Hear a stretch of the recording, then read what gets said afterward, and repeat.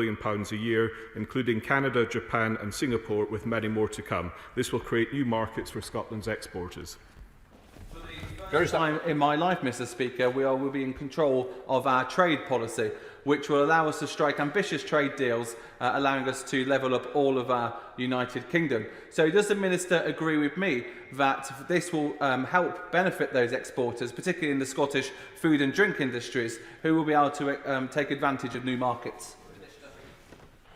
I fully agree with my honourable friend. The new free trade agreements we strike, like those we are currently negotiating with the US, Australia and New Zealand, on top of the ones we've already done, will grow our GDP, increase our trade with the rest of the world and create new opportunities for our exporters.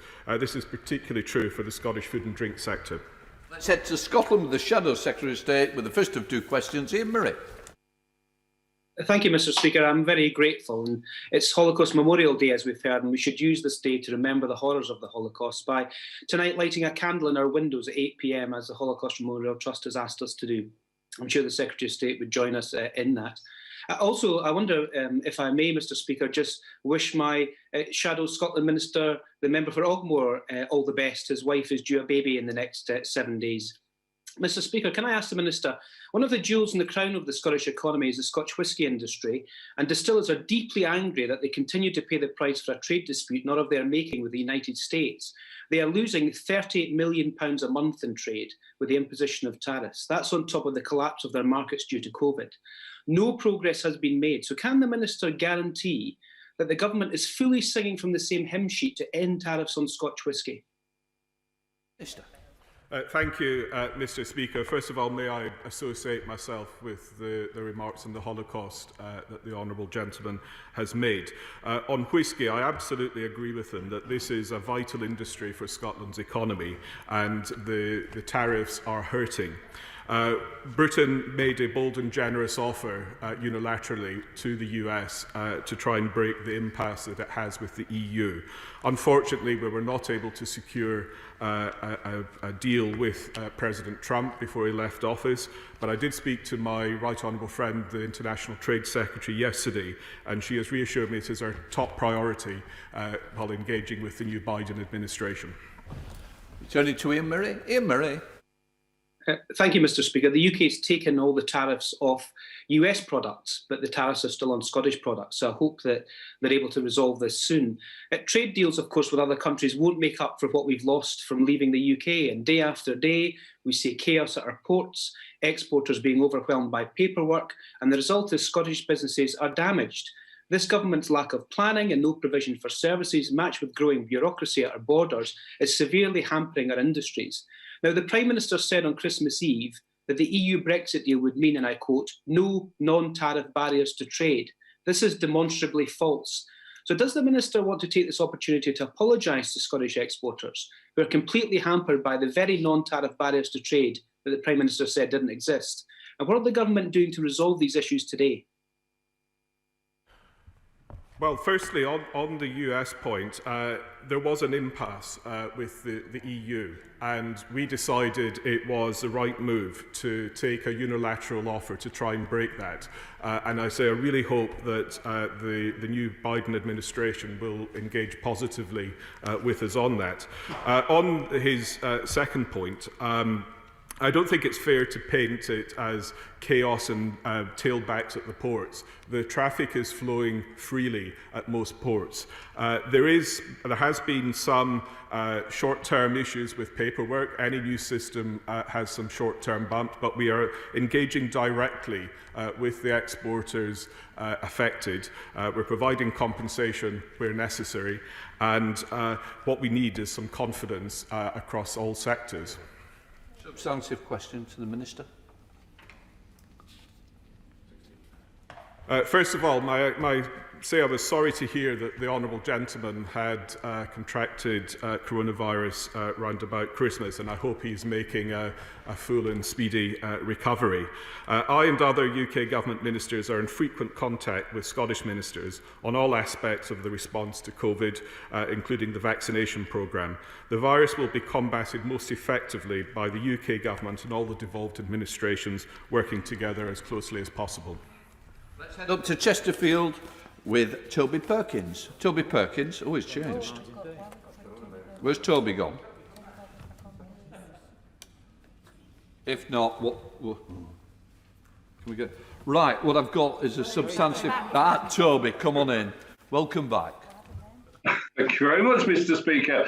And thank you to the Minister for those kind words. I can assure him I'm in rude health.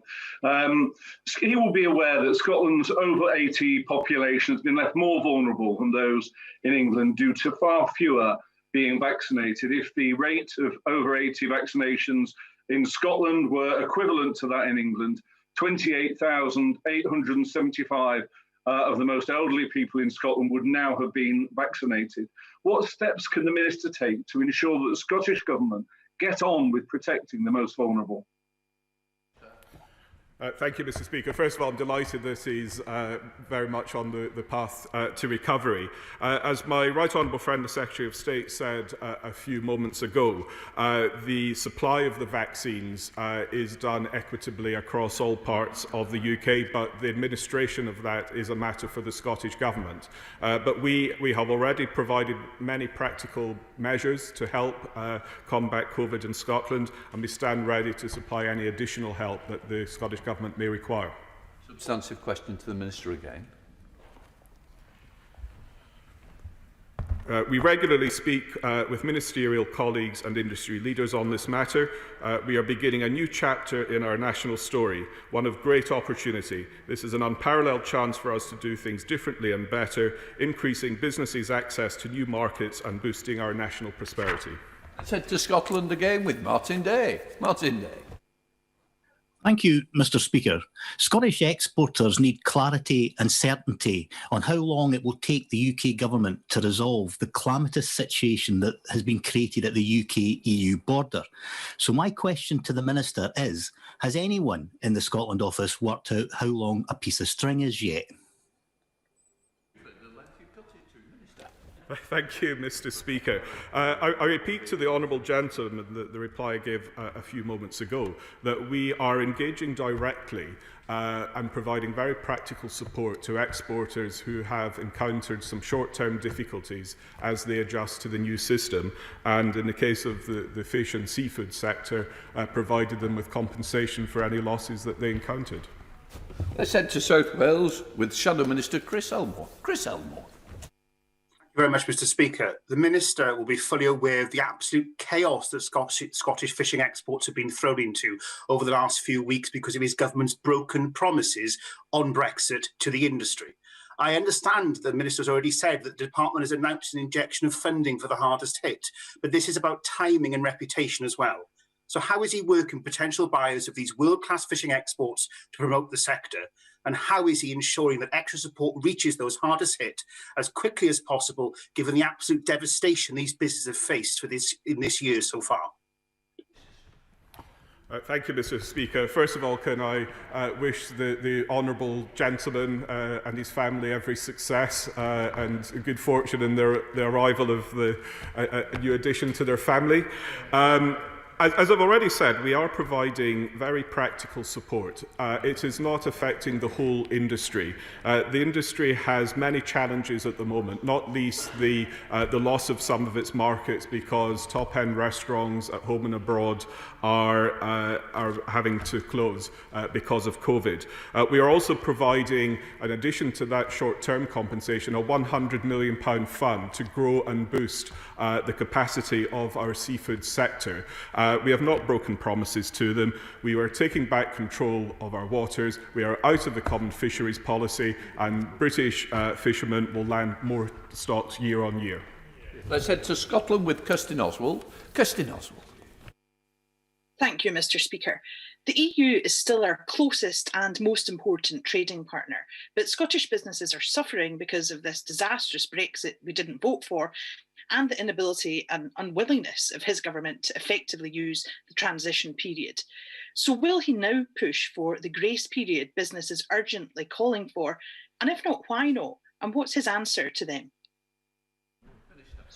Well, as I've said repeatedly, we are engaging with all sectors and help them prepare for this transition. But I do respectfully point out to the Honourable Lady, she voted for a no-deal Brexit, and her and our fellow separatists want to impose additional trade barriers within Britain. Let's got a substantive question to the Minister again. We have agreed a deal with the EU which fully delivers for Scotland and the rest of the UK.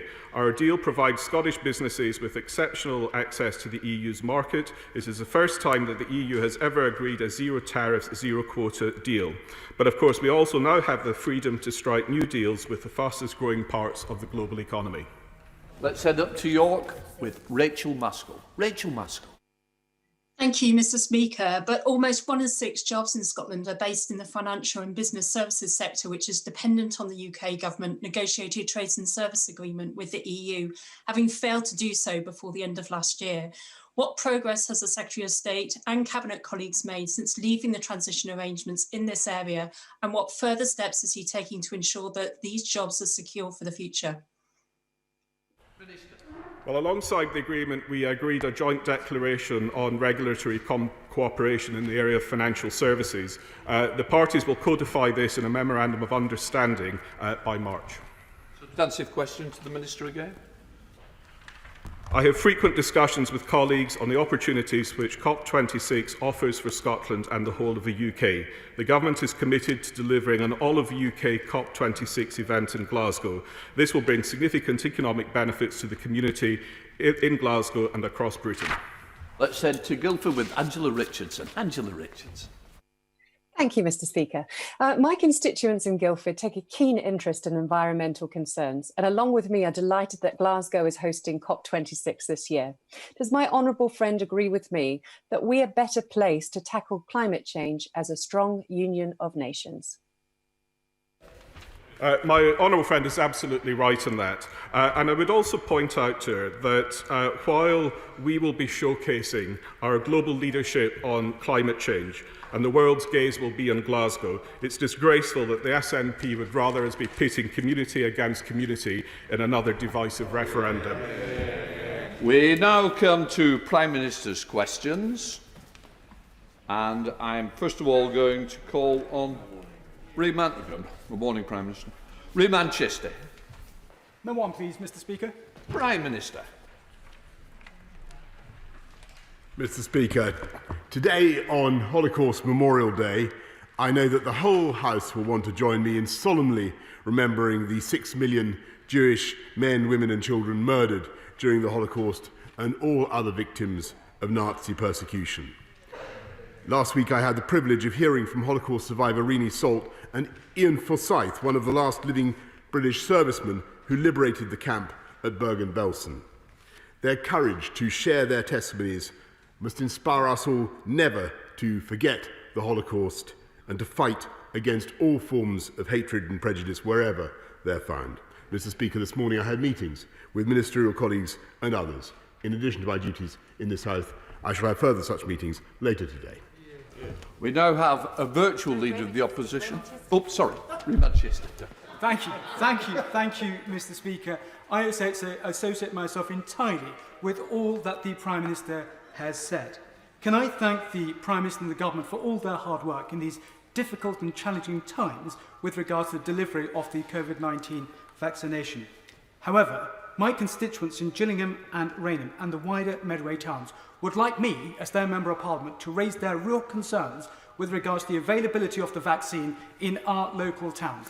We have constituents who are in their 80s, in their 90s, who have not yet had the vaccination. And Medway was one of the hardest hit areas in the country, and a mutant variant was discovered in Kent. And North Kent has some of the highest health inequalities in the country. Can the Prime Minister please ensure that we have the mass vaccination centre in Medway? Prime Minister. Mr. Speaker, I share my honourable friend's sense of frustration about the pace of the vaccine rollout, in spite of the fact that we have the fastest rollout anywhere in Europe. It is entirely right that a constituency MP should want to see more done as fast as possible. I can tell him that we've vaccinated more than 80% of those over 80 across the of the country, and we are looking certainly at a large-scale vaccination centre near him, and in his immediate vicinity we have done 127,000 vaccines already, Mr. Speaker, providing the hope of long-term immunity for the people of Medway and Gillingham and Rainham. So we head over to a virtual leader of the opposition, Right Honourable Keir Starmer. Keir Starmer.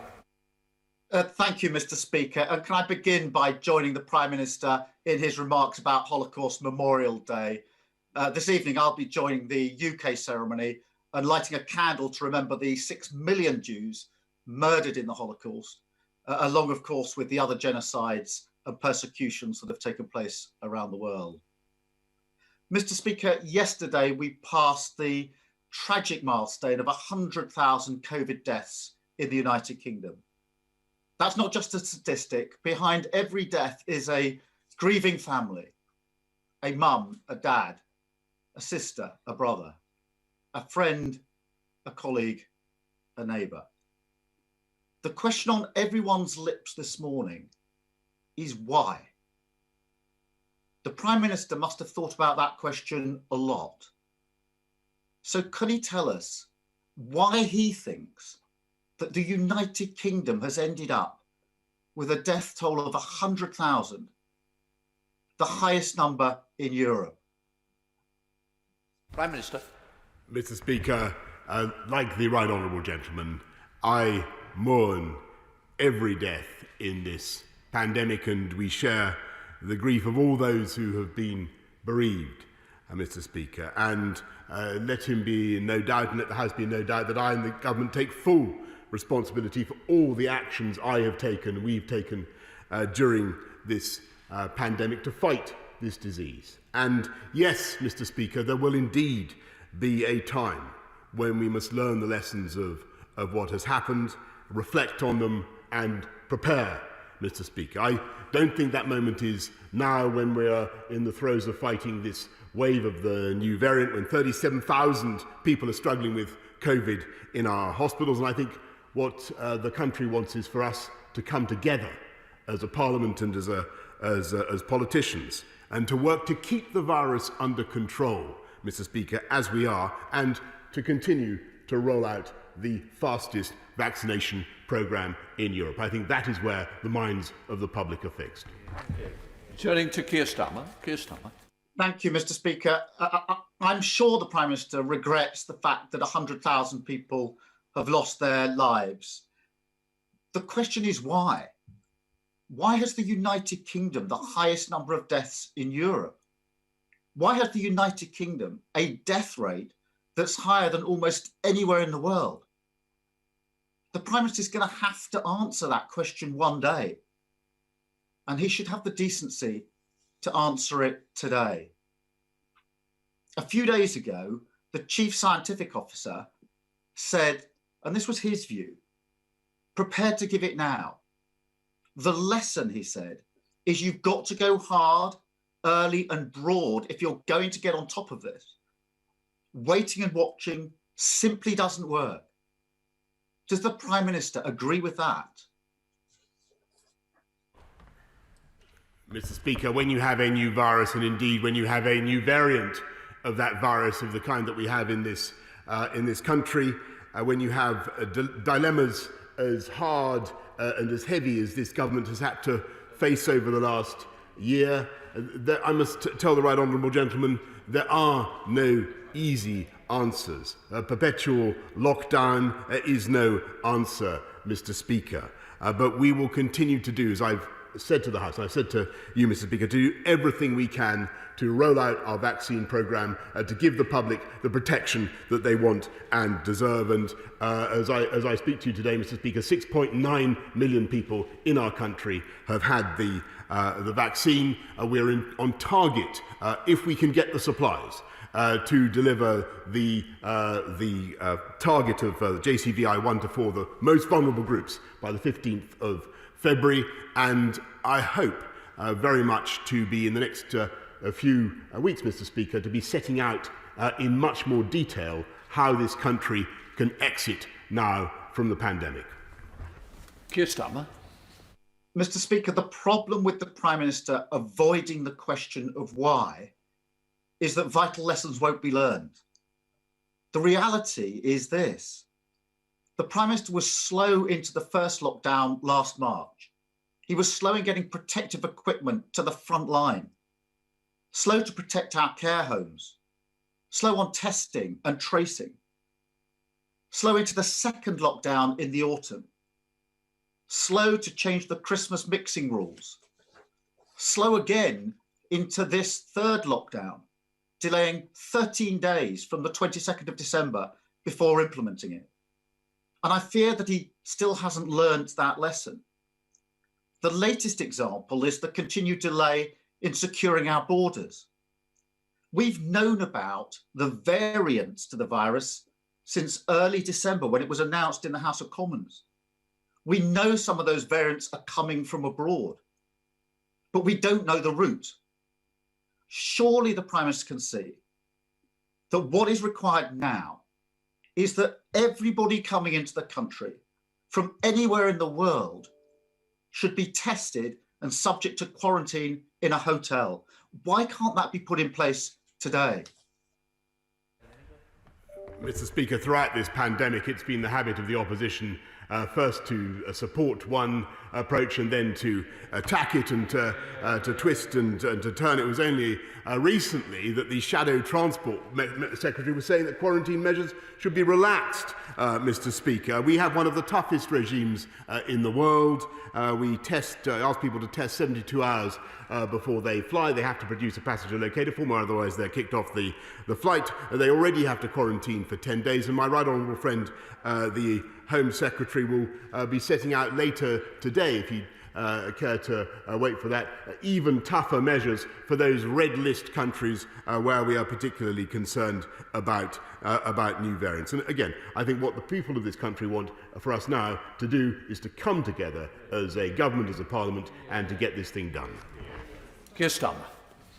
Mr. Speaker, the Prime Minister complains about the opposition, but the greatest criticism of the Prime Minister at the moment in relation to borders is coming from his own Home Secretary.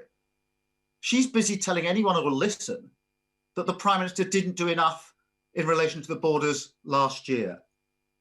And I fear that the Prime Minister is repeating the same mistake in relation to the new variants of the virus. Mr. Speaker, let me turn to schools. Everybody agrees that reopening our schools should be a national priority. But that requires a plan. And the Prime Minister hasn't got a plan. So as a first step, does he agree with me that once the first 4 categories of the most vulnerable have been vaccinated by mid-February, he should bring forward the vaccination of key workers and use the window of the February half term to vaccinate all teachers and all school staff? Mr. Speaker, of course, it follows that all teachers in JCVI groups 1 to 9 will be vaccinated as a matter of priority. And I pay tribute, by the way, to what the huge efforts that parents are making across the country, struggling to educate their kids. I know how deeply frustrating it is, the extra burden that we've placed on families by closing the schools. And no one has worked harder than my honourable friend, the Secretary of State for Education, to keep schools open. We all want to open schools, Mr. Speaker. I think what we want to hear from the Leader of the Opposition is that he will say loudly and clearly what he's refused to say so many times, Mr. Speaker, and what the public need to hear is that schools are safe. It's absolutely critical that he says that. Keir Starmer. I'm sorry, Mr. Speaker, I'm none the wiser as to whether the Prime Minister agrees with me that school teachers and school staff should be vaccinated, taking advantage of the February half term. That's 2 or 3 weeks away. It's a fantastic opportunity. And I'm no wiser as to whether the Prime Minister thinks that's a good idea or a bad idea.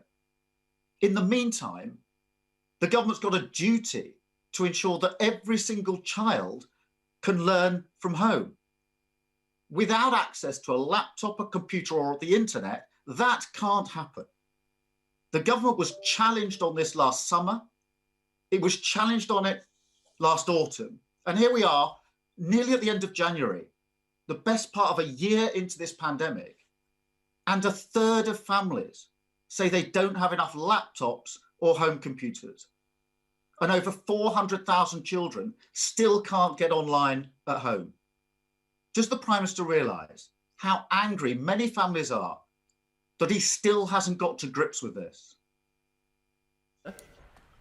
Mr. Speaker, as I said just now, I do fully understand the frustration and impatience of families across the country who are educating their kids at home. And I know how difficult it is. I know how frustrated teachers are with educating remote learning as well. That's why we provided 1.3 million laptops, Mr. Speaker. That's why we've provided a £1 billion catch-up fund. And I will be making a statement to the House in just a few minutes, Mr. Speaker, setting out what more we propose to do with the reopening of schools and the way forward with schools, and what more we propose to do by way of supporting pupils and teachers and parents, Mr. Speaker, if you will just wait a few minutes. But he's missed his opportunity once again to say what I think people need to hear if we are to get schools to reopen, because that is the best thing for pupils and the best thing for families across the country.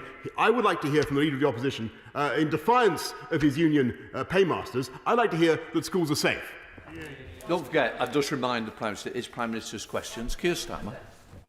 Mr. Speaker, every week the Prime Minister comes with his pre-prepared lines. I think when 100,000 people have died, he should take the time to answer the question. When 1 in 3 families are saying that they don't have enough laptops or computers, his answers are simply not good enough. We're nearly a year into this pandemic. This hasn't happened in the last few weeks, and 1 in 3 families say they don't have the wherewithal to do home teaching, and those children are going without home schooling. That's the question the Prime Minister should be answering. Mr. Speaker, the UK is the first country in Europe to record 100,000 COVID deaths. We also have the deepest recession of any major economy. Our schools are closed and our borders are open. And my biggest concern is that the Prime Minister still hasn't learnt the lessons of last year. And I fear that as a result, we'll see more tragedy and more grim milestones. Now, this afternoon, I will be speaking to families who've lost loved ones to COVID. The last time I did this, I asked the Prime Minister what he would like me to say to them on his behalf. He replied with a pre-prepared childish gag. I could tell the Prime Minister just how badly that went down with those families when I spoke to them later that afternoon. So I'll ask him again. And I hope this time he'll have the decency to answer them properly. What would he like me to say to those bereaved families on his behalf this afternoon? Minister. Mr. Speaker, I'm grateful to the Right Honourable Gentleman for meeting the families of the bereaved, as I have done, and I know members across the House have done throughout the pandemic. And it's important that we do that. And the message I would give those families is the same that I've given everybody I've met, is that I, of course, deeply personally regret the loss of life, the suffering of their families, Mr. Speaker. But I think the best thing that we can do to honour the memory of those who have died and to honour those who are currently grieving is to work together to bring this virus down, to keep it under control in the way that we are. And, Mr. Speaker, throughout this pandemic, I'm sad to say that the Leader of the Opposition has never failed in his efforts to try to score political points when I think he could be doing just that. And he has twisted and he has turned, and 1 week he calls for tougher border measures after the Shadow Transport Secretary called for looser quarantine. He calls for schools to go back. We won't even say this morning that schools are safe. He tries to associate himself now with the vaccine programme because he senses that may be going well, Mr. Speaker. But he stood on a manifesto to unbundle the pharmaceutical companies, the big pharma, Mr. Speaker, that made those vaccines possible. And he actually attacked the vaccine task force. I know you want me to sit down, Mr. Speaker. I don't want to make this point because I tried to make it last week and you saw me. He even attacked the vaccine task force for spending £675,000 on an effort to discover whether hard-to-reach groups would take a vaccine. And I really cannot think of a better investment right now of public funds. And I hope that later on this afternoon, the right honourable gentleman may think of apologising for what he did and for that attack on the vaccine task force. Mr. Speaker, they can go on, or the right honourable gentleman can go on making his party political points. We will go on, with or without his help, in taking this country forward, fighting the pandemic and getting coronavirus down. Pauline Latham in Derbyshire. Pauline Latham. Thank you, Mr. Speaker. The importance of levelling up to constituencies like mine is critical as we look to build back better from COVID. With that in mind, can the Prime Minister commit to delivering the eastern leg of HS2 in full, creating 150,000 jobs and billions of pounds of investment in the Midlands and the North, as well as unlocking the capacity for local transport schemes in Derbyshire, in which cycling and walking must play a crucial part?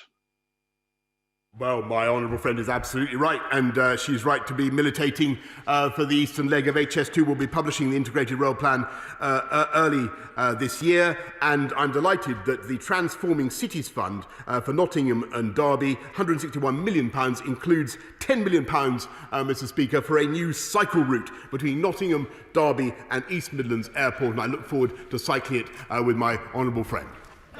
And the Chief Whip, I would expect. We now go to Scotland, to Ian Blackford, leader of the SNP. Ian Blackford. Thank you, Mr. Speaker. And can I associate myself with the remarks of the Prime Minister on the Holocaust? We all remember the 6 million Jews who lost their life in those terrible crimes against humanity. We should never forget that, nor indeed those that have sadly followed them in genocides around the world. Mr. Speaker, last night, the Prime Minister claimed we truly did everything we could to avoid the deaths of 100,000 people across the UK from COVID-19. But we all know that's simply not true. The UK government response has been defined by a lack of leadership, last-minute U-turns, mixed messaging and devastating policies. All of this has had the effect on the scale of the pandemic. Professor Linda Bald has said that nearly a quarter of all deaths that we've seen have occurred in the last month. Prime Minister, since the start of this pandemic, you've promised to always follow the advice of scientists. Well, this morning, scientists have said that this government is responsible for a legacy of poor decisions during this pandemic. Does the Prime Minister still agree with the scientists? Prime Minister. Mr. Speaker, we've throughout followed scientific advice and done everything we can to minimise disease and minimise suffering throughout the country. And I think he will have heard, the right honourable gentleman will have heard my answer to the Leader of the Opposition. There are no easy solutions, Mr. Speaker, when you're facing dilemmas as tragic as the ones being confronted by countries around the world. But I think that everywhere in the UK, if I may say so, Mr. Speaker, can be proud of the efforts now being made by the NHS, by the Army, by volunteers, by pharmacists to roll out the fastest vaccination programme in Europe. That is something that government must do, can do, is doing and will do. Returning to Ian Blackford. Ian Blackford. Mr. Speaker, I must respectfully say that this is not about apportioning blame for honest mistakes, but it is about learning lessons from a Prime Minister who has repeatedly ignored the scientific advice. When we called on the Prime Minister to introduce tough border controls last spring, he refused. When we told the Prime Minister it was a mistake to end lockdown prematurely and push millions of workers back to the office, he ignored us. When we said tough restrictions and full furlough support were still needed, he dithered, delayed and left it too late. People have been asked to make huge sacrifices by his government. At least they now deserve financial certainty. Tell people straight, Prime Minister. Will this UK government extend furlough, maintain the universal credit uplift, and finally offer support for the 3 million excluded? Or will he leave families struggling with the uncertainty while he dithers and delays?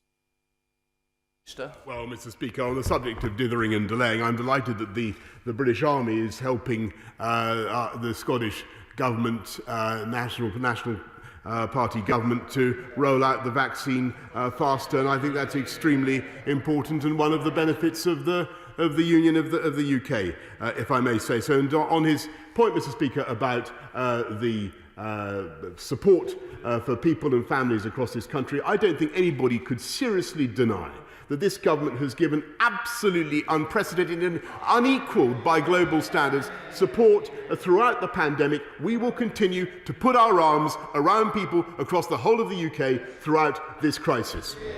Let's head to waving it with Peter Aldis. Peter Aldis. Thank you very much, Mr. Speaker. The government have put in place an extensive system of support to help employers and employees through the pandemic. However, a group that have been overlooked, many of whom are now really struggling, are those self-employed who set up their own businesses after April 2019 and were unable to submit a complete tax return. 10 months on, this obstacle to providing support no longer applies. To assist them, will the Prime Minister emulate the Northern Ireland government's newly self-employed support scheme, which is subject to straightforward criteria and guards against fraud? My honourable friend is right to raise the concerns that he does, because there are some people in the self-employed groups that it has been hard to reach and to support in the way that we want. They are fewer in number than is sometimes suggested, Mr. Speaker, in this House, and I can tell him that 2.7 million people have self-employed have received support, totaling over 18.5 billion. But the ideas that he suggests, I know, will be taken up by my right honourable friend, the Chancellor, and he can expect to hear more on the 3rd of March. Let's head down to Brighton with Caroline Lucas. Caroline Lucas. Thank you, Mr. Speaker. There is a yawning gulf between the government's green rhetoric and its action. Hot on the heels of sanctioning the first deep coal mine in 30 years, ministers have broken yet another election manifesto promise and will keep sending plastic waste to developing countries where they're regularly dumped or burnt. 9-year-old schoolgirl Lizzie knows this is wrong, and she has a simple message for the Prime Minister: protect our oceans and people living in poorer countries by banning these dirty plastic exports now. Will he listen to Lizzie and to the 90,000 signatories to her petition and stop this damaging and unethical practice? Yes or no? Mr. Speaker, first of all, I must absolutely contest and deny what she has said about action. She talks about coal mines, and she may not know that in 1970, when I was alive, she may not have been alive, this country got 90% of its energy from fossil fuels, from coal, and we now get 5%, Mr. Speaker. That's thanks to the green, active, technologically optimistic policies driven by Conservative governments. And I'm very, very proud of it. I'm also proud of what we're doing to ban plastic and ban the export of plastic waste around the world, which is in our Conservative Party manifesto, Mr. Speaker, and which we will fulfil. Let's head to Lincolnshire with Holly Mumbycroft. Holly Mumbycroft. Thank you, Mr. Speaker. My constituent, David Hopkins, lives with grade 4 glioblastoma. The pioneering immunotherapy treatment he needs is not yet available in the UK. He and his wife, Nikki, continue to fundraise for his treatment in Germany, and I know that the wonderful people of Scunthorpe have been incredibly supportive in this. Will the Prime Minister join me in wishing the Hopkins family well, and will he work with me and the Brain Tumour Charity to improve research and treatments for patients like David? Yes, indeed, Mr. Speaker, and I thank my honourable friend for what she's doing to campaign for such an excellent charity and indeed for her constituent David. I can tell her that the Department of Health is working with Tessa Jowell's brain cancer mission and announcing £40 million over 5 years on brain tumours of the type that she describes, and I would encourage my honourable friend to continue the excellent work that she is doing in this area. Let's head to Scotland with Christine Jardine. Christine Jardine. Thank you very much, Mr. Speaker. And can I associate myself and the Liberal Democrats with the Prime Minister's comments on the Holocaust? A year ago next week, in a speech at Greenwich, the Prime Minister said that it was high time that the US cut their punitive tariffs on Scotch whisky. Since then, the industry has lost £500 million in exports to the US, and the government has failed to reach a deal to have the 25% tariff on single malt removed. So will the Prime Minister commit to working urgently with BEIS to comply with the WTO rules which led to the issue? And can he promise that in the budget, his government will take steps to support this vital industry and employer? Well, Mr. Speaker, I know that my right honourable friend, I don't want to anticipate the budget, Mr. Speaker. I know that my right honourable friend, Chancellor, habitually does things to support fantastic industries such as Scotch whisky. But one of the reasons for leaving the EU, Mr. Speaker, is that we will be able to do a free trade deal with the US and to obviate tariffs of the kind that she describes, which would be there in perpetuity if the Scottish Nationalist Party were to get their way and to take Scotland back into the EU. Mr. Speaker. Let's head to Kent with Damien Collins. Damien Collins. Thank you, Mr. Speaker. This week, Kent's first COVID mass vaccination centre opened in Folkestone and is working now along with our 3 GP-led hubs in Folkestone, Hythe and Lydd. As we accelerate the delivery of this protection against the virus, does my right honourable friend agree with the Vaccines Minister that we need greater sharing of data at local level so that we can target the resources of the largest vaccination programme in our history at both hard-to-reach groups of individuals and the most vulnerable communities? Honourable friend makes a very important point, and I know that it's something that everybody wants to see across this House, the sharing of data at local levels.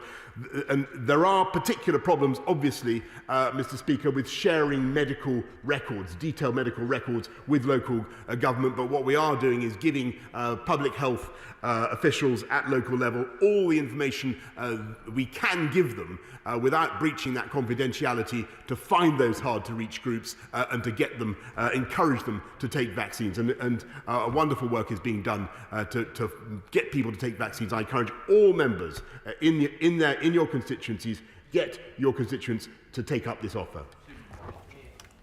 Mr. Speaker, almost 4 years on from the Grenfell tragedy, government inaction on the cladding crisis means that hundreds of thousands of leaseholders, including my constituents, remain trapped in unsafe, unsellable blocks.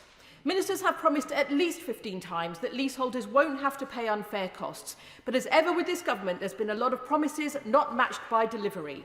So will the Prime Minister finally act, end this injustice and come forward with a plan to fix the cladding crisis that does not burden leaseholders with the cost?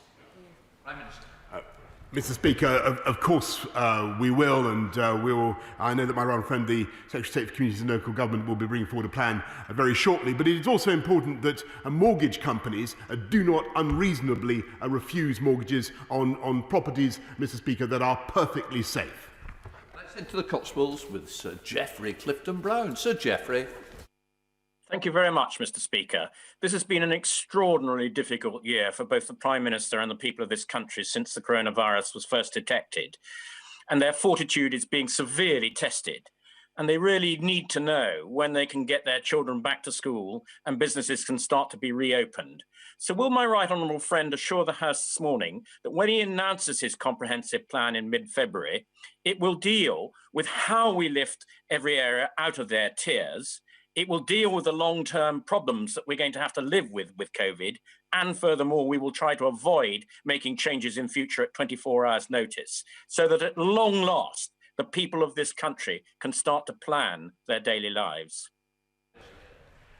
Mr. Speaker, in a few moments or later on this afternoon, I'll be setting out in more detail what my honourable friend, my right honourable friend, would like to know about schools, our approach to schools. But then in the course of the next few weeks, assuming the vaccine rollout continues well, assuming that we don't find new variants of concern, we don't have to change our calculations, I will be setting out a broader roadmap for the way forward for the whole country, Mr. Speaker, of a kind I think that my honourable friend and his constituents would appreciate.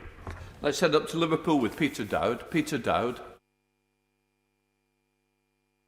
A war widow's pension for 67 years. My mother received one for 49 years. Two of my nephews are veterans and a veterans network operates in my constituency. I know they would agree that a pension should be paid at the UK rate wherever a veteran or any pensioner lives in the world. When will 96-year-old Anne Puckridge, a World War II veteran who lives in Canada, and 60,000 other veterans who serve their country courageously and live abroad stop being treated as second-class veterans and get the full pension they deserve? So will he commit to ending this injustice? Will he agree to meet with representatives of the Unfrozen Pensions campaign? Mr. Speaker, as a start, that's the very least the British Prime Minister could do for Britain's greatest generation. Mr. Speaker, I'm grateful to the honourable gentleman for raising this issue and this problem. I've come across it before, but the case he describes is obviously acute, and I will ensure that he gets the meeting he desires with the relevant minister. Let's head to Hastings with Sally Ann Hart. Sally Ann Hart. Thank you, Mr. Speaker. In my constituency, Chapman's of Rye is acting as an export hub for consignments of local fish going across the English Channel, but it's proving extremely challenging, expensive and time-consuming. Mr. Chapman is creating an opportunity to develop Rye as a vital export hub for Kent and Sussex fishermen. However, he's burdened with red tape. What steps is my right honourable friend taking to support opportunities like those in Rye to make exporting easier? And would the Prime Minister accept an invitation to visit this fantastic enterprise? Mr. Speaker, I'm grateful to her for raising this, because this in the last few weeks this has been an issue for many fishing businesses, many fishers and fishing communities, and there has been too much red tape, and what we're doing is providing an immediate £23 million to help businesses with problems that they're encountering through no fault of their own. But we're also investing £100 million in a long-term programme for the UK fishing industry to help with equipment, to help with processing, and enable this country to be in a position to take advantage of the incredible access to our fisheries that we will have as the years go by. Let's head up to Scotland with Stephen Bonner. Stephen Bonner. Thank you very much, Mr. Speaker. Will the Prime Minister now do the right thing? Commit to making the £20 a week uplift to universal credit permanent, or will he be responsible for pushing thousands of Scottish families further into an income crisis? Mr. Speaker, I repeat what I've said before. We will continue to look after the people of this country throughout this pandemic, and it's a feature of the strength of the UK Treasury that we can continue to do this. Christian Wakeford. Mr. Speaker, I commend the Prime Minister in reaffirming his commitment to levelling up the nation, and the best way to level up is through a good local education. The town of Radcliffe in my constituency has been without a high school since 2014, and as the bidding process for 3 schools remains in the final stages, will my right honourable friend the Prime Minister help by supporting my campaign alongside the people of Radcliffe for the new school that the town desperately needs? Well, I thank my honourable friend, who's a fantastic campaigner for his constituents, and I can tell him that we are indeed looking at expanding the free school programme. Wave 14 of free schools will be announced very shortly, and I hope that he won't have too long to wait.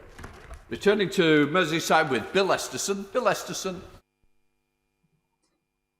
Alison Powell's tax return showed that she was paid £10 more for her earnings as an employee than her earnings in self-employment.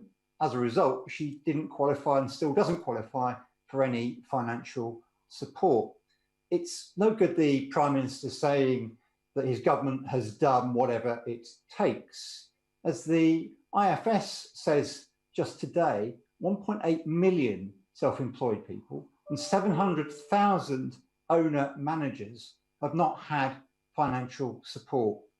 So when is the government going to start supporting those who've been financially excluded so that Alison Powell and millions of people like her can afford to stay at home and play their part in restricting this virus while the vaccine is rolled out? Well, Mr. Speaker, I am conscious, as the honourable gentleman says, that there have been difficult cases with self-employed people who haven't qualified for some of the support that we've offered. I'd invite him to send the details of Alison's case to us, and we'll see what we can do. But I must remind the House that we've spent about £18 billion supporting self-employed people, Mr. Speaker, throughout this pandemic. And as I say, we will continue to put our arms around the British people for the duration of the crisis. To Peterborough with Paul Bristow. Paul Bristow. Thank you, Mr. Speaker. My constituents recognise the need for lockdown, but are increasingly concerned about their mental health. Many of them asked me to raise this today.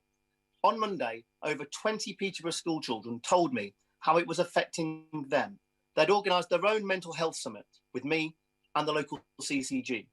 Does the Prime Minister agree that the country's mental health is suffering and should be a factor in deciding when to end specific restrictions?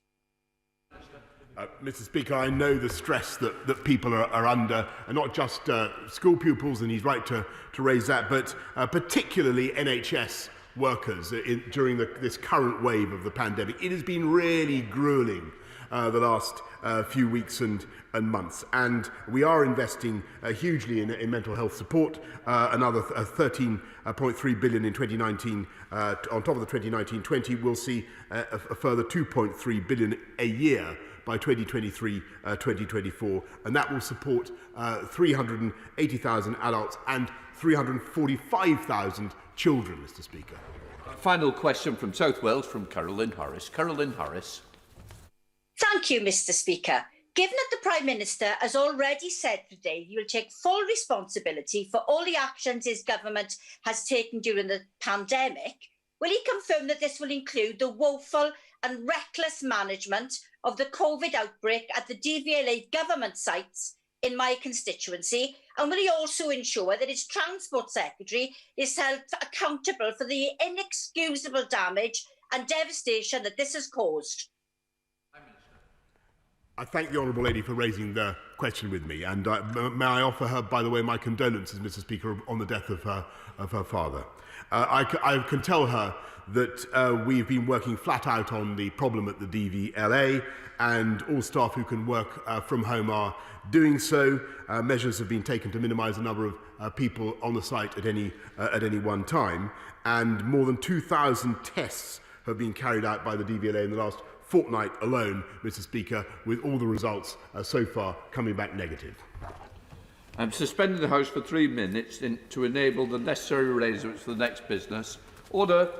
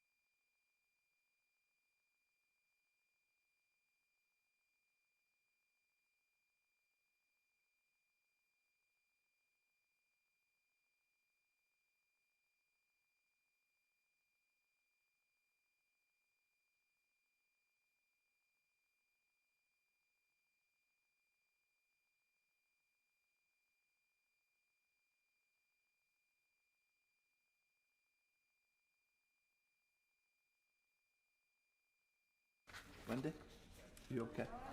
Right. I will first call Minister Wendy Morton to answer the urgent question from Sir Roger Gale. I call Sir Roger Gale, who's participating virtually, who's got 2 minutes. Sir Roger. The G7 has condemned the imprisonment of Alexei Navalny and has reminded Mr. Putin that he's bound by international obligations to respect human rights. One of those obligations is to the Council of Europe. Mr. Speaker, tomorrow the Parliamentary Assembly of the Council of Europe will be discussing the credentials of the Russian Federation. So does my honourable friend agree that a nation that engages in state murder and that imprisons its political opponents and their supporters is in gross breach of the European Convention on Human Rights and has forfeited its right to be a member of an assembly that is founded on the very principles of democracy? Minister.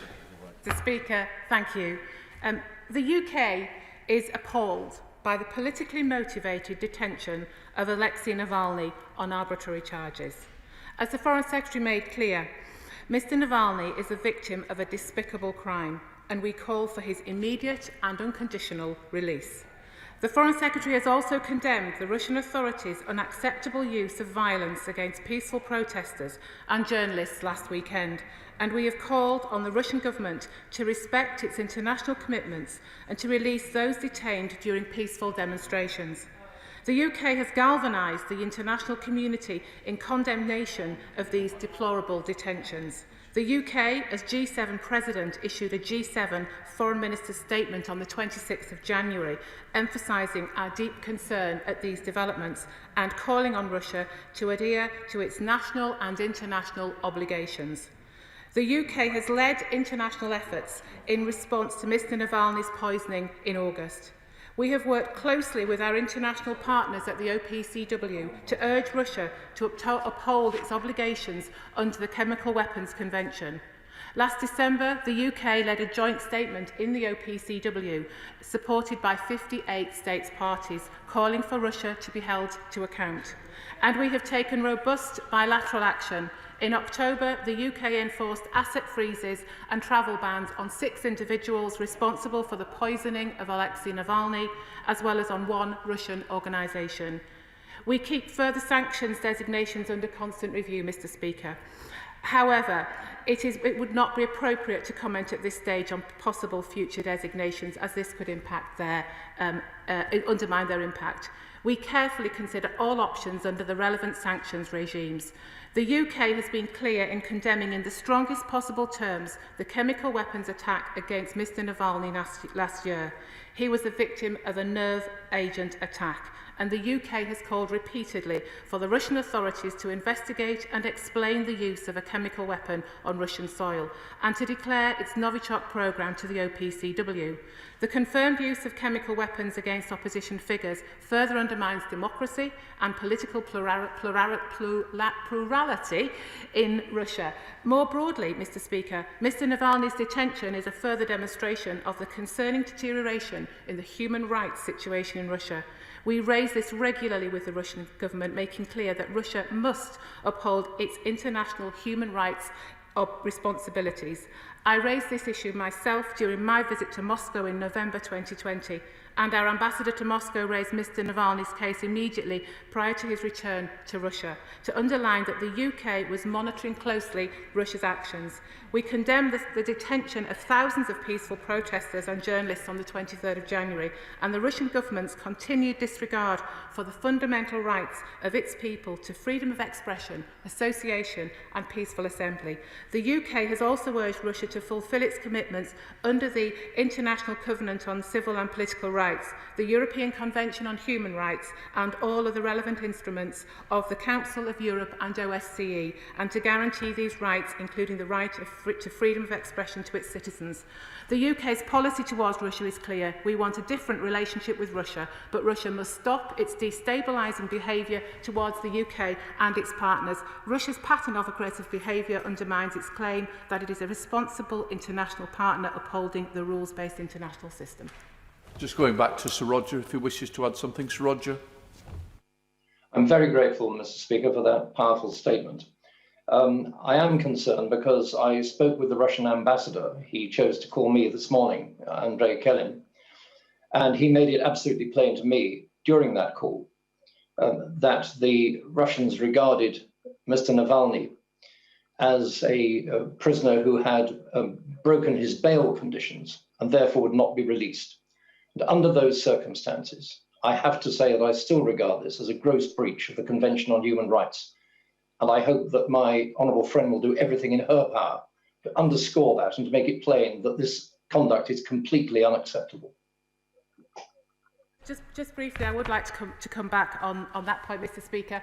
And we have been very, very clear. The Foreign Secretary has condemned the Russian authorities' unacceptable use of violence against peaceful protesters. And we really have been leading from the front when it comes to taking action against this situation. And we are absolutely appalled by the politically motivated detention of Alexei Navalny on arbitrary charges.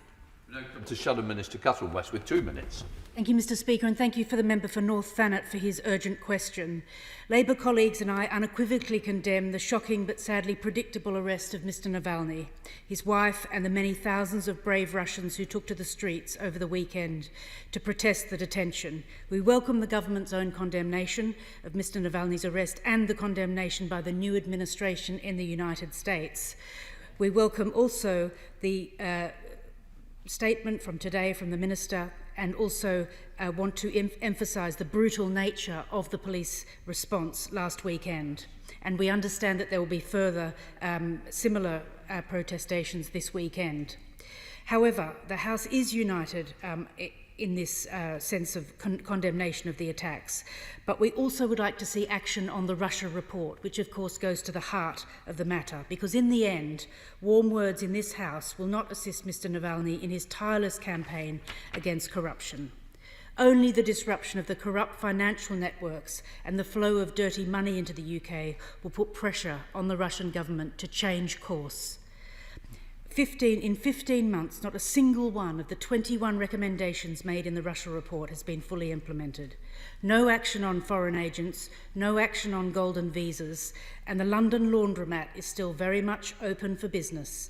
The lack of urgency is truly staggering. We cannot continue turning a blind eye to this. 4 brief questions for the Minister. Number 1, will the government today commit to the review and expansion of Magnitsky sanctions to include the corruption heading? Number 2, will the government commit to identifying and sanctioning those implicated in the attempted killing of Mr. Navalny? Number 3, will the government commit to cleaning up the illicit money in UK jurisdictions, including London, identified by both the Russia report and the Panama Papers? And finally, by what date can we, as parliamentarians, expect the government to have implemented the 21 recommendations in the Russia report? Thank you, Mr. Speaker. I'm grateful to the Honourable Lady for giving her support to those actions that we have taken against in respect of the detention of Alexei Navalny. And I've really set out the very clear steps that the UK government has taken, and the Foreign Secretary has really been leading from the front in this regard. When it comes to the Russia report, Mr. Speaker, the government's response to the ISC report on Russia was actually published on the same day as its release, which was on the 21st of July 2020. And let me be absolutely clear that Russia is a top national security priority for the government. We will be introducing new legislation to provide the security services and law enforcement agencies with the tools that they need to tackle the evolving threat of hostile activity by foreign states. This bill will modernise existing offences to deal more effectively with the espionage threat and create new offences to criminalise other harmful activity conducted by and on behalf of states. We continue to step up our activity both domestically and internationally to tackle the issue of illicit finance entering our country. The National Crime Agency has increased the number of investigations into corrupt elites, something which I hope my the Honourable Lady will welcome. And we are also reviewing all Tier 1 investor visas granted before the 5th of April 2015. Let's head to the chair of the Select Committee, Tom Tugendhat. Tom Tugendhat. Thank you, Mr. Speaker, and it's welcome to hear the Minister's condemnation of the attack on Alexei Navalny, whose crime, it appears, is to survive an assassination attempt by the state that now holds him prisoner. Now, this is not the first of these incidents. Litvinenko, Skripal, and now Navalny are three names that speak of Russia's brutality towards its own citizens. When will we see a proper list of the ill-gotten gains that President Putin has stolen off the Russian people over the last 20 years? When will we see a breakdown of his hidden wealth through UK jurisdictions or in areas where the UK has influence, so that the Russian people can know how much money has been stolen off them by this gangster elite, and when it will be held in trust to be returned to them as soon as he is gone? Thank you, Mr. Speaker. Well, I think I've set out very clearly the action that we are taking in response to the poisoning of Alexei Navalny, and I've set out very clearly the sanctions that we've put in place against 6 individuals and also against 1 organisation. As to any future sanctions that we may put into place or measures, I think it would be wrong of me, Mr. Speaker, to speculate further at this stage. To Scotland, we're with the SNP spokesperson with 1 minute. That is Alan Smith. Alan Smith. Thank you, Mr. Speaker. I'd very warmly congratulate the member for North Thanet on bringing this important issue forward, and I would welcome the Minister's statement as far as it goes. I agree with it and support the measures that she's outlined, and I don't doubt her sincerity in tackling this. I think that's important to put that on the record. But I'll declare an interest as one of the co-litigants in the case that's taking the UK government to court in the High Court over the non-implementation of the recommendations of the Intelligence and Security Committee of this House report into Russian interference. And I think it really does beg a belief that the UK government can say it's been leading from the front on this, when I really don't recognise that description.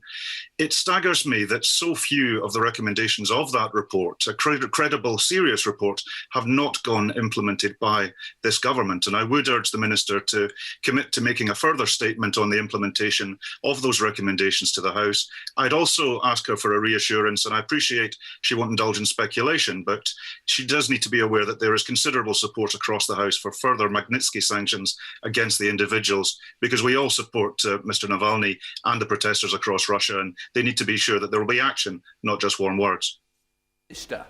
Thank you. Mr. Speaker, when it comes to election interference, one of the issues just raised by the honourable gentleman, the government concluded it is almost certain Russian actors sought to interfere in the 2019 general election through online amplification of illicitly acquired and leaked UK and US trade documents. But as he will, I think, rightly recognises, where a criminal investigation is ongoing, it would be inappropriate of me to comment. Just turning back to the Russia report. Perhaps I should just add that not only did we just to reiterate that we published our response on the same day as it was released, that was the 21st of July. Russia is a top national security priority for the government, and we will freeze Russian state assets wherever we have the evidence that they may be used to threaten the life or property of UK nationals or residents. Let's head to Bosworth with Dr. Luke Evans. Dr. Luke Evans. Thank you, Mr. Speaker. Chemical weapons were used on British soil in Salisbury. Now it appears they've been used on Russian soil. The Foreign Secretary tweeted out on the 18th of January, and I quote, "Rather than persecute Mr. Navalny, Russia should explain how a chemical weapon came to be used on Russian soil." Can I ask, has her department received an answer to this? And more broadly, what is her assessment of the worrying use of chemical weapons in British soil and abroad? Thank you. This is a really important point that my honourable friend raises, and we've been very, very clear that the use of chemical weapons is an unacceptable breach of international norms, and Russia absolutely must respond fully to the OPCW demand for a transparent investigation and, crucially, explain how a chemical weapon was used against a Russian citizen on Russian soil. To Oxford with Leila Moran. Leila Moran. Thank you, Mr. Speaker. Chelsea Football Club has indeed been in the news this week a lot, though largely not for this. But Alexei Navalny's team have released a list of names drawn up by Navalny just days before his return and arrest, which included Chelsea FC's owner Roman Abramovich and Everton FC's Alisher Usmanov, among those who they believe should be sanctioned. Both individuals were described as key enablers with significant ties and assets in the West. I ask, is the Minister taking these allegations seriously, and will she provide assurance that anyone, no matter their wealth or position, would be considered for Magnitsky sanctions? Mr. Speaker, as I've made clear in terms of Alexei Navalny, we enforce asset freezes and travel bans against 6 individuals and an entity involved with the poisoning and attempted murder of Mr. Navalny on the 15th of October 2020. And we did that under the EU's chemical weapons sanctions regime. But as the Honourable Lady will recognise, try as she might, Mr. Speaker, to ask me or to press me to speculate on further listings. Alas, I'm not going to do that. It would be inappropriate. Let's head to Sidmouth with Simon Jupp. Simon Jupp. Thank you, Mr. Speaker. It is appalling that Alexei Navalny, the victim of a despicable crime, has been detained by the Russian authorities. His politically motivated arrest provokes further concerns about Russia's respect for the rule of law and human rights. Will the Minister join me in calling for his immediate release? Thank you, Mr. Speaker. We have been absolutely clear, the Foreign Secretary made clear that Mr. Navalny is a victim of a despicable crime, and we call for his immediate and unconditional release. I think it's really important that, Russia must account for itself and account for its activities. Let's head over to Northern Ireland with Jim Shannon. Jim Shannon. Thank you, Mr. Speaker. Can I just thank the Minister very much for the firm response, and for also the strong words that were made to the UQ. We stand alongside the protesters and in particular Alexei Navalny. We value democracy. Russia clearly doesn't. Further to the EDM, which I submitted to this House just yesterday on the treatment of protesters by the Russian police, will the Minister outline if any of those arrested are British citizens, and what the status of any British citizens currently is in those areas, and further, what support is available for our own people who are there? Thank you. Minister. I'm aware that the Honourable Gentleman takes a keen interest in human rights, as so many on both sides of this chamber do. But we are not aware of any British nationals requiring consular support as a result of detentions during the protest, Mr. Speaker. But we always keep our travel advice under constant review. Thank you, Mr. Speaker. My honourable friend is absolutely right to bring this matter to the House. And the very brave Alexei Navalny, whose rights have been trampled underfoot under the Convention of Human Rights, the UN Convention, and so grievously disrespected by a fellow member of the United Nations Security Council. Will the Minister confirm that she is coordinating collective action with our allies on this matter to hold the Russian leadership to account? And will she confirm that through the Magnitsky measures and other ways too, not just Russia's leaders, but other officials who abuse Alexei Navalny's human rights, they too can be held to account in a similar way? Mr. Speaker, I know this is the issue of sanctions and Magnitsky is something that my honourable friend has taken seriously for some time and championed. When it comes to this particular case of Alexei Navalny, we've been absolutely clear from the start in terms of mobilising the international community, Mr. Speaker. We galvanised the international community in condemnation of these deplorable detentions just with the statement on the 26th of January through our role as G7 President. And in that statement, we emphasised our deep concern at these developments, but we were also very instrumental in leading international efforts in response to his poisoning in August last year, where we worked closely with our international partners at the OPCW to urge Russia to uphold its obligations under the Chemical Weapons Convention. Let's head up to Chesterfield with Toby Perkins. Toby Perkins. Thank you, Mr. Speaker. The Minister's angry condemnation of the Russian regime is unlikely to cause much lost sleep in Moscow, whilst the actions of the British government are so feeble Last week, the Foreign Secretary was unable to name a single element of the Russian report that had been fully implemented. What we really need today, don't we, Minister, is not those strong words, but actually promise for actions to get the Russian report fully implemented. Mr. Speaker, I don't accept what the honourable gentleman is saying. We've been very, very clear. We set out the 6 sanctions against individuals and then an entity involved in the poisoning and attempted murder of Mr. Navalny. We've been very, very clear in our message to Russia that we want to see action, and we also want to see them respond to the OPCW demand for a transparent investigation. But in addition to that, we've been very, very clear when it comes to the NSC report of last year.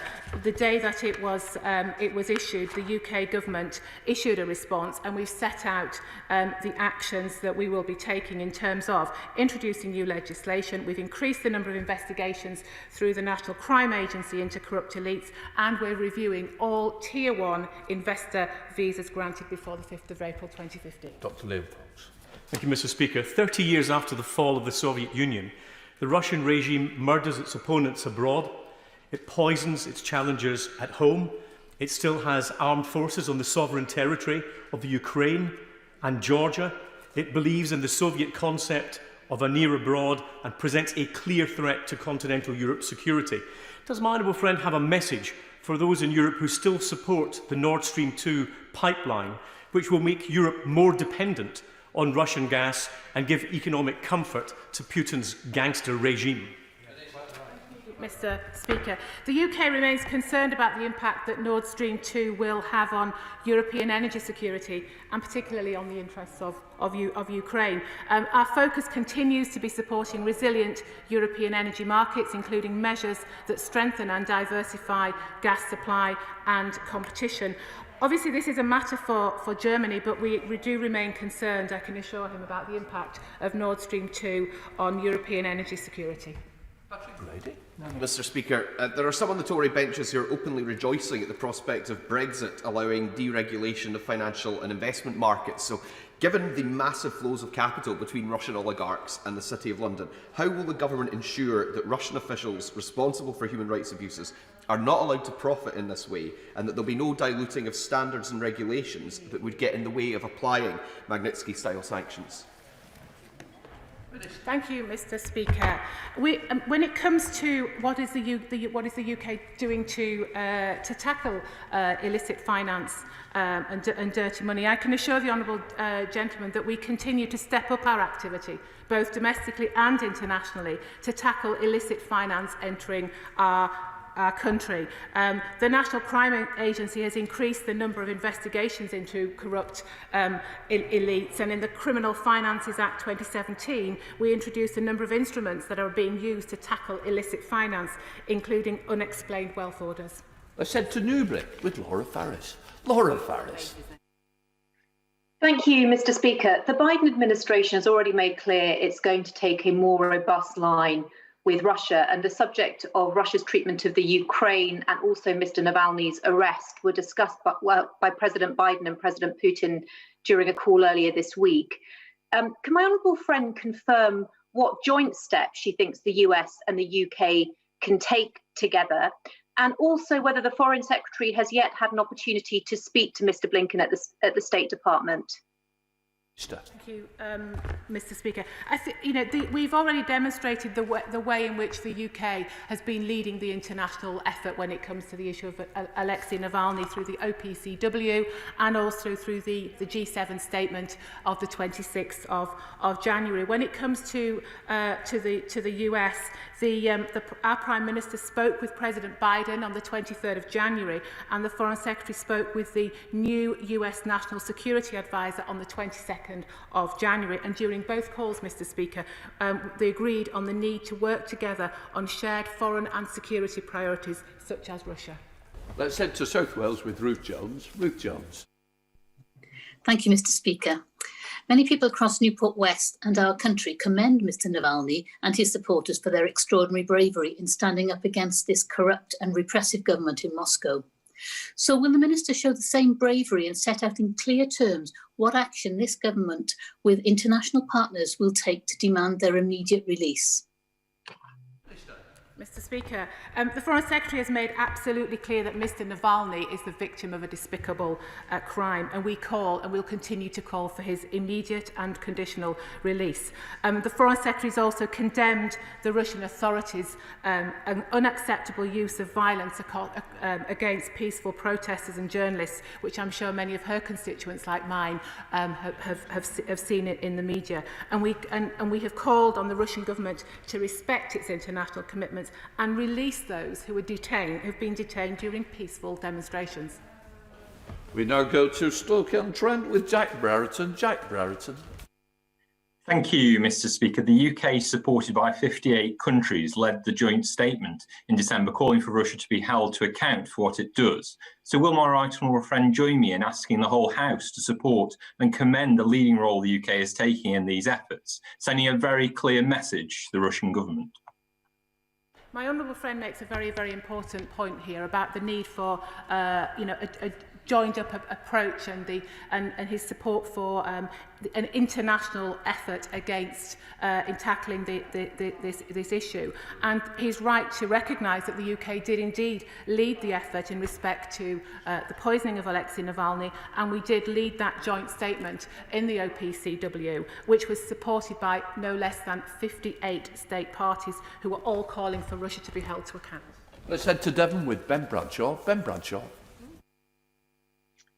Isn't the reason that the government has failed to implement a single one of the now 15-month-old Russia report and failed to apply Magnitsky sanctions against the 8 individuals Alexei Navalny himself has requested the UK government to do so, a simple one, that London is awash with dirty Russian money, as is the Conservative Party?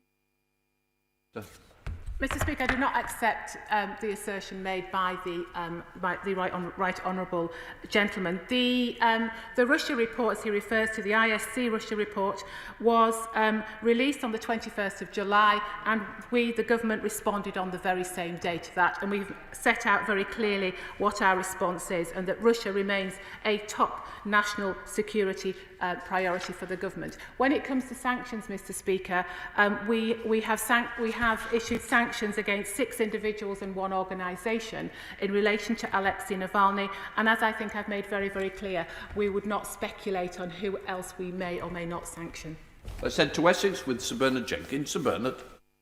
Thank you, Mr. Speaker. May I thank my right honourable friend for her statement, but isn't it clear the lesson is of the last few years watching Russia is that neither Russia nor China, for that matter, have any respect for an adversary unless it can show strength. And what do all our words of condemnation mean without much more comprehensive action? So when is the integrated defence and security review going to be published? And will it address the role of the City of London in looted Russian money? And what are we doing to strengthen all our alliances to bring the free world together against both Russia's internal and external aggression? Thank you, Mr. Speaker. We've been very clear that what our policy is towards Russia, and that we want a very different relationship with Russia. And Russia must stop its destabilising behaviour towards the UK and its partners. And while this continues, there can be no normalisation of our bilateral relationship. We'll continue to support human rights in Russia and those who seek to defend them. In my honourable friend's attempts to draw me on the integrated review, I'm sure he knows me better than to think I would speculate on when that may be published. Let's head to the member for Huddersfield, Boris Johnson. Thank you, Mr. Speaker. Can I say to the Minister that as a long-standing Member of Parliament, I don't know what the government's policy is towards Russia.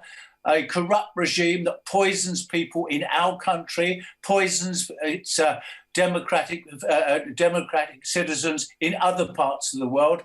Isn't it about time that we took on the fact there is a Russian elite in London in control of money, in property, that come in private jets with no hindrance? Isn't it about time we took them on, and then the leaders, and particularly Putin, will listen to what we say? Mr.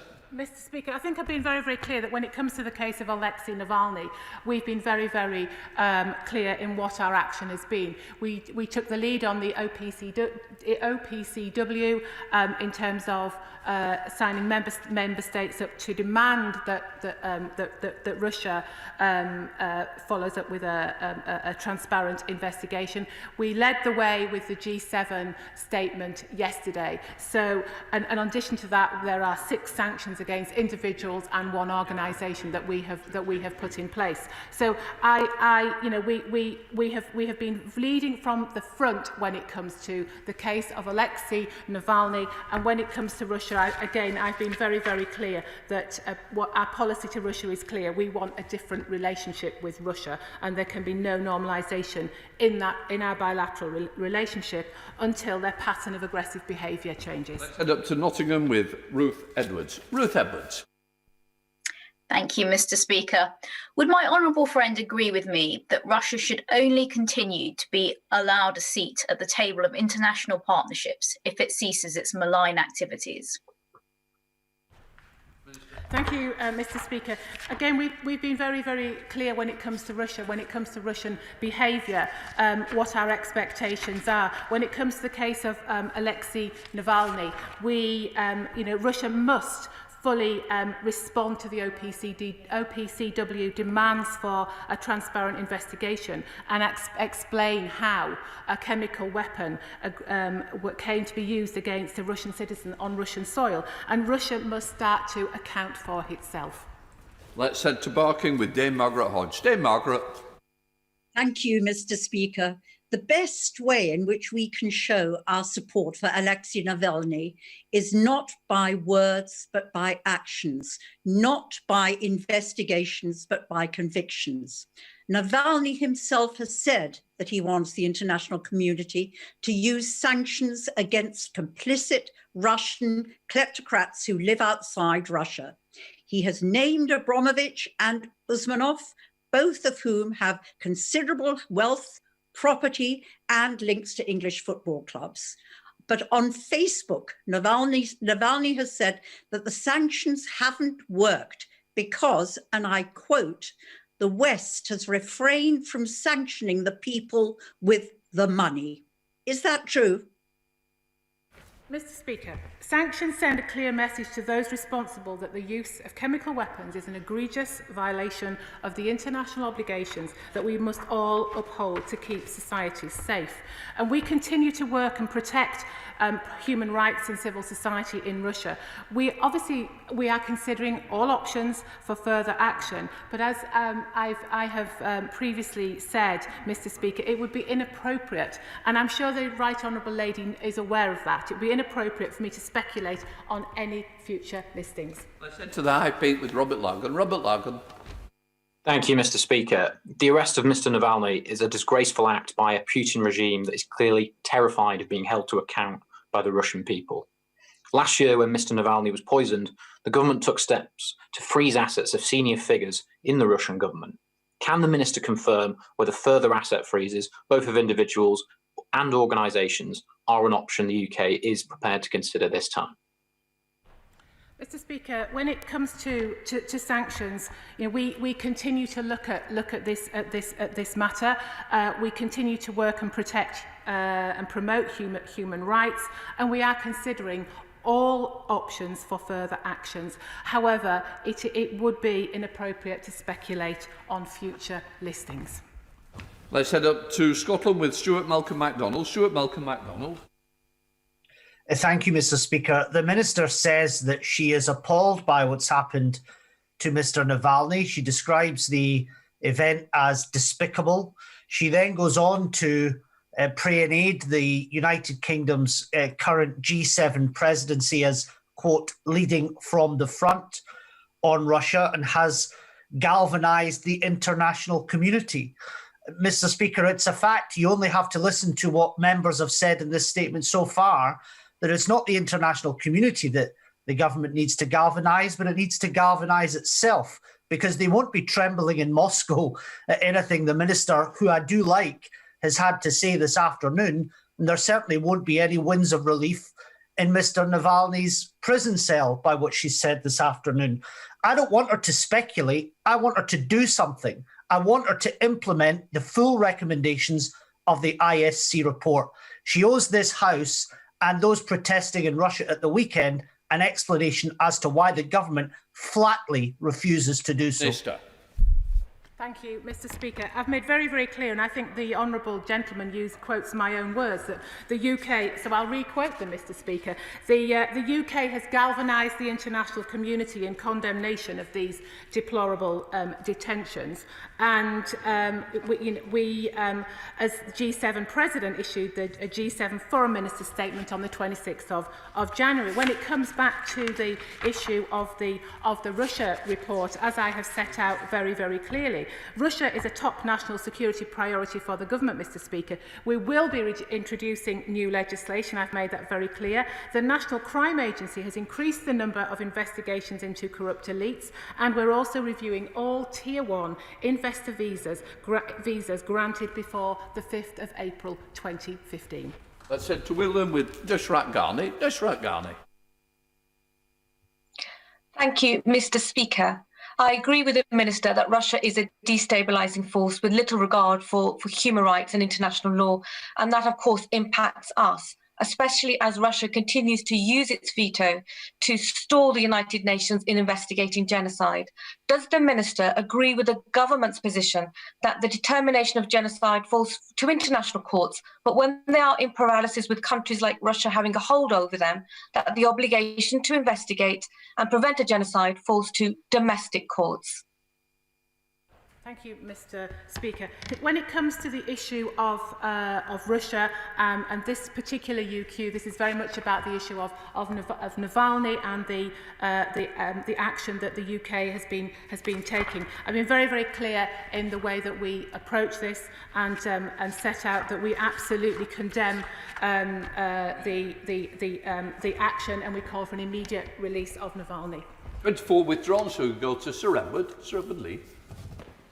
I support everything the Minister has said in her condemnation of the Putin regime in relation to Mr. Navalny and her balanced approach. Ever since I married my Russian Orthodox wife, I've tried to understand Russia and the sensitivities of the Russian people. So can she make clear that whilst we condemn the Putin regime, there will be nothing Russophobe about our attitude? And this means understanding Russian cultural and historical sensitivities. And in terms of the Council of Europe, sometimes engagement with Russian parliamentarians may be useful. As Winston Churchill said, jaw is better than war. Thank you, Mr. Speaker. The honourable gentleman makes a very, very important point, and I have set out today that the fact that we do not that we want a different relationship with Russia, but I absolutely accept that in many cases there are people-to-people links, which are something entirely different. And when it comes to culture, there are many links between our two countries. But let's be absolutely clear that Russia's pattern of aggressive behaviour undermines its claim that it's a responsible international partner upholding the rules-based international system. And we, the UK, will continue to support human rights in Russia and those who seek to defend them. I suspend the House for 3 minutes to enable the necessary arrangements for the next business to be made. Order.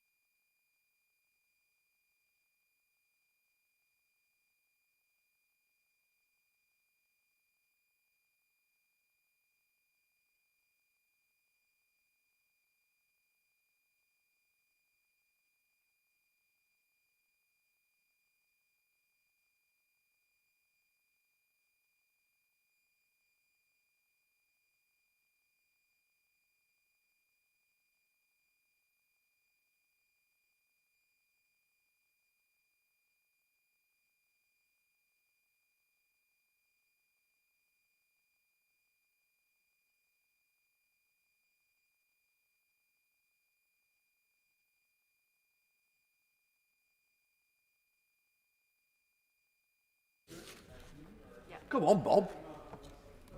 Come on, David, go and grab a seat. When you're ready, we'll start. Order!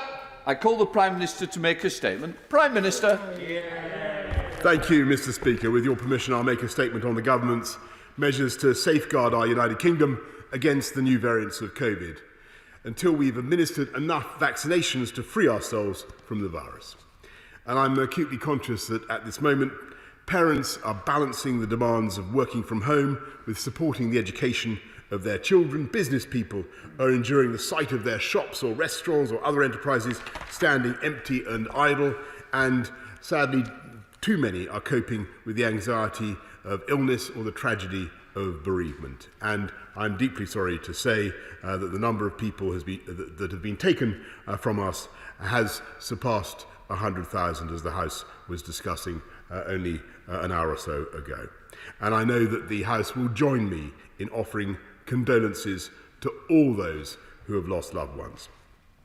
The most important thing we can do to honour their memory is to persevere against this virus with ever greater resolve, and that's why we've launched the biggest vaccination programme in British history. 3 weeks ago I reported that the UK had immunised 1.3 million people. Now that figure has multiplied more than fivefold to exceed 6.8 million people, more than any other country in Europe, and over 13% of the entire adult population. In England, we've now delivered first doses to over 4/5 of those aged 80 or over, and over half of those aged between 75 and 79, and 3/4 of elderly care home residents. And though it remains an exacting target, we are on track to achieve our goal of offering a first dose to everyone in the top 4 priority groups by the middle of February. I can also reassure the House that all current evidence shows that both the vaccines we are administering remain effective against the new variant that was first identified in London and the South East by means of our world-leading capability in genomic sequencing. The UK has now sequenced over half of all COVID-19 viral genomes that have been submitted to the global database, 10 times more than any other country. And yesterday, my right honourable friend, the Health Secretary, announced our new variant assessment platform, through which we will work with the World Health Organization to offer our expertise to help other countries. Because a new variant anywhere poses a potential threat everywhere. To guard against this danger, we must also take additional steps to strengthen our borders to stop those strains from entering the UK. We've already temporarily closed all travel corridors, and we're already requiring anyone coming into this country to have proof of a negative COVID test taken in the 72 hours before leaving. They must also complete a passenger locator form, which must be checked before they board and then quarantine on arrival for 10 days. I want to make clear that under the stay-at-home regulations, it is illegal to leave home to travel abroad for leisure purposes. And we will enforce this at ports and airports by asking people why they are leaving and instructing them to return home if they do not have a valid reason to travel. We have also banned all travel from 22 countries where there is a risk of known variants, including South Africa, Portugal, and South American nations. And in order to reduce the risk posed by UK nationals and residents returning home from these countries, I can announce that we will require all such arrivals who cannot be refused entry to isolate in government-provided accommodation, such as hotels, for 10 days without exception. They will be met at the airport and transported directly into quarantine. The Department for Health and Social Care is working to establish these facilities as quickly as possible. And my right honourable friend, the Home Secretary, will set out the details of our plans in her statement shortly. My right honourable friend, the Chancellor of the Duchy of Lancaster, has this morning spoken to the First Ministers of Scotland and Wales and the First and Deputy First Ministers of Northern Ireland.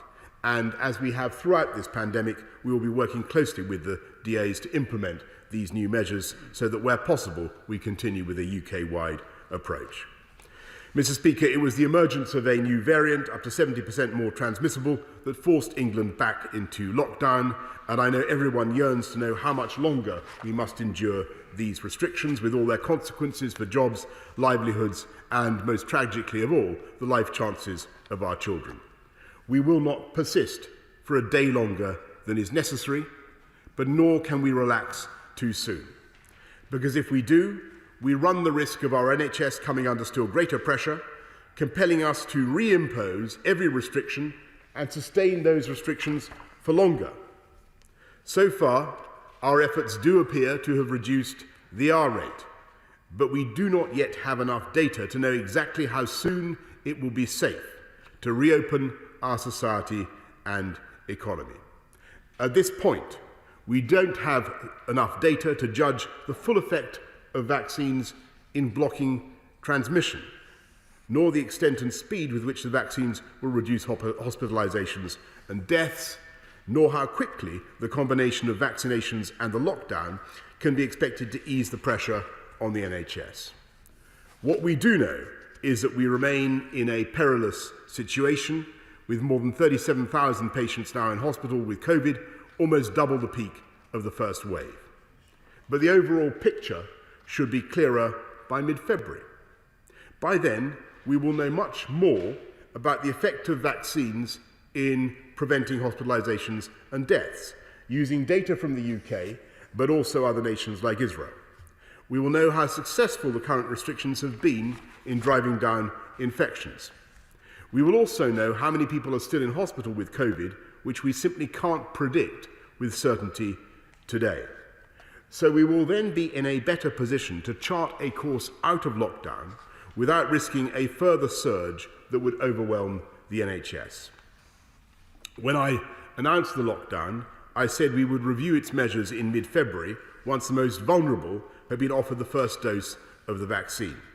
So I can tell the House that when Parliament returns from recess in the week commencing the 22nd of February, subject to the full agreement of the House, Mr. Speaker, we intend to set out the results of that review and publish our plan for taking the country out of lockdown. That plan will, of course, depend on the continued success of our vaccination programme, the capacity of the NHS, and on deaths falling at the pace we would expect as more people are inoculated. Our aim will be to set out a gradual and phased approach towards easing the restrictions in a sustainable way, guided by the principles we've observed throughout the pandemic, beginning with the most important principle of all, that reopening schools must be our national priority. And the first sign of normality beginning to return should be pupils going back to their classrooms. I know how parents and teachers need as much certainty as possible, including 2 weeks' notice of the return of face-to-face teaching. So I must inform the House that for the reasons I have outlined, it will not be possible to reopen schools immediately after the February half-term.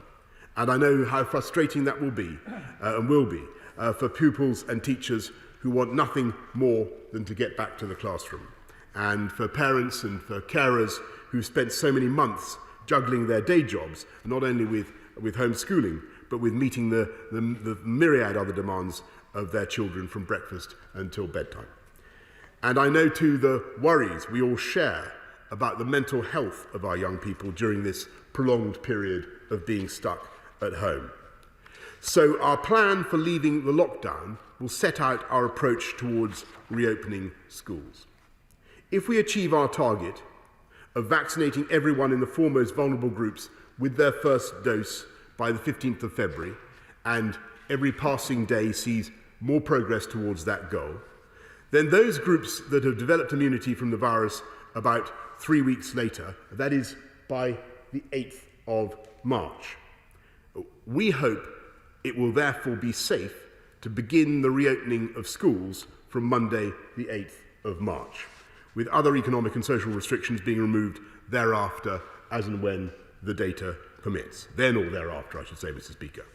As we're extending the period of remote learning beyond the middle of February, I can confirm that the government will prolong arrangements for providing free school meals for those eligible children not in school, including food parcels and the National Voucher Scheme, until they've returned to the classroom.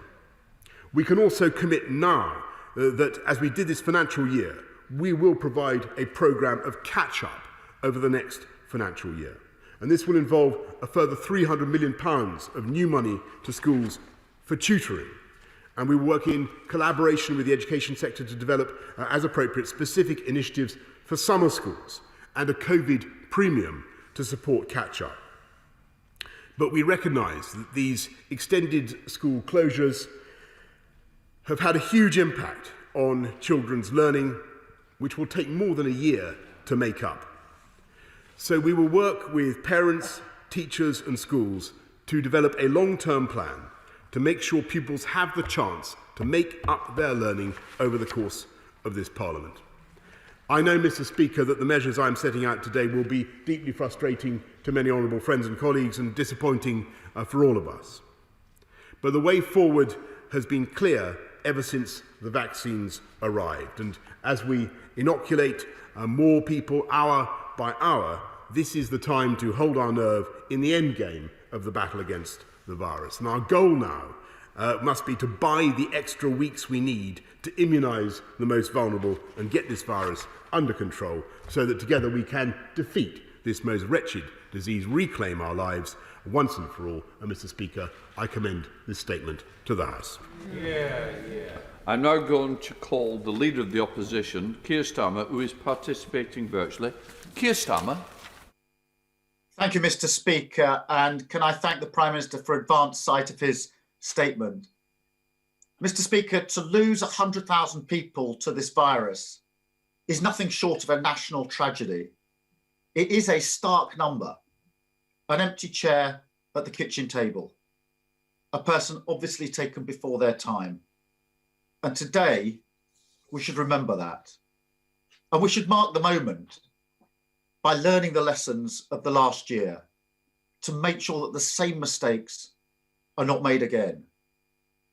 Of course, any government would have struggled with this pandemic. I get that. The British people get that. But the reality is that Britain is the first country in Europe to suffer 100,000 deaths. And we have one of the highest death rates in the world. And the Prime Minister often says that he's been balancing the health restrictions against economic risks. But that simply doesn't wash, because alongside that high death toll, we also have the deepest recession of any major economy, the lowest growth of any major economy, and we're on course to have one of the slowest recoveries of any major economy. So for all the contrition and sympathy that the Prime Minister expresses, and I recognise how heartfelt that is, the truth is this was not inevitable. It wasn't just bad luck. It's the result of a huge number of mistakes by the Prime Minister during the course of this pandemic. We were too slow into lockdown last March, too slow to get protective equipment to the front line, and of course too slow to protect our care homes. Mr. Speaker, 20% of deaths in this pandemic have come from care home residents, 20%. And I really don't think that the Prime Minister and the Health Secretary understand just how offensive it was to pretend that there was a protective ring around our care homes. The government had the chance over the summer to learn from those mistakes in the first wave and prepare for a second wave and a challenging winter. I put that challenge to the Prime Minister in June, but that chance was wasted. The government then went on to fail to deliver an effective test, trace and isolate system, despite all of the warnings. They failed to deliver clear and reliable public messaging, crucial in a pandemic. 1 minute telling people to go to work, then to do the complete opposite. And the Prime Minister has failed on a number of occasions to follow the scientific advice that the virus was getting out of control. First in September, when that advice was given, and the failure to implement a circuit break or lockdown over half term as we suggested. Then in December with the fiasco over Christmas mixing. And once again, in the 13-day delay from December 22nd, when that further medical advice was given and the third national lockdown was finally introduced. As a result, we've seen a third wave more deadly than the first and second waves. Mr. Speaker, 50,000 people have died since November the 11th. 50,000 deaths in 77 days. That's a scarcely believable toll on the British people. Now, in isolation, any of these mistakes are perhaps understandable. Taken together, it's a damning indictment of how the government has handled this pandemic. The Prime Minister says, well, now is not the time to answer the question why. That's the answer he gave back in the summer after the first wave, that then was not the time to answer why. He said the same after the second wave. And he says it again now, each time repeating the mistakes over and over again. That's why now is the time to ask and answer the question why. The way out of this nightmare has now been provided by our amazing scientists, our NHS, our armed forces, and hundreds of thousands of volunteers. The vaccine programme is making incredible progress. The British people have come together to deliver what is the largest peacetime effort in our history. And despite the Prime Minister's constant complaining, all of us are doing whatever we can to help that vaccine roll out as swiftly and as safely as possible. On schools, first I have to say, even for this Prime Minister, it's quite something to open schools one day, close them the next, to call them vectors of transmission, and then to challenge me to say that the schools he's closed are safe.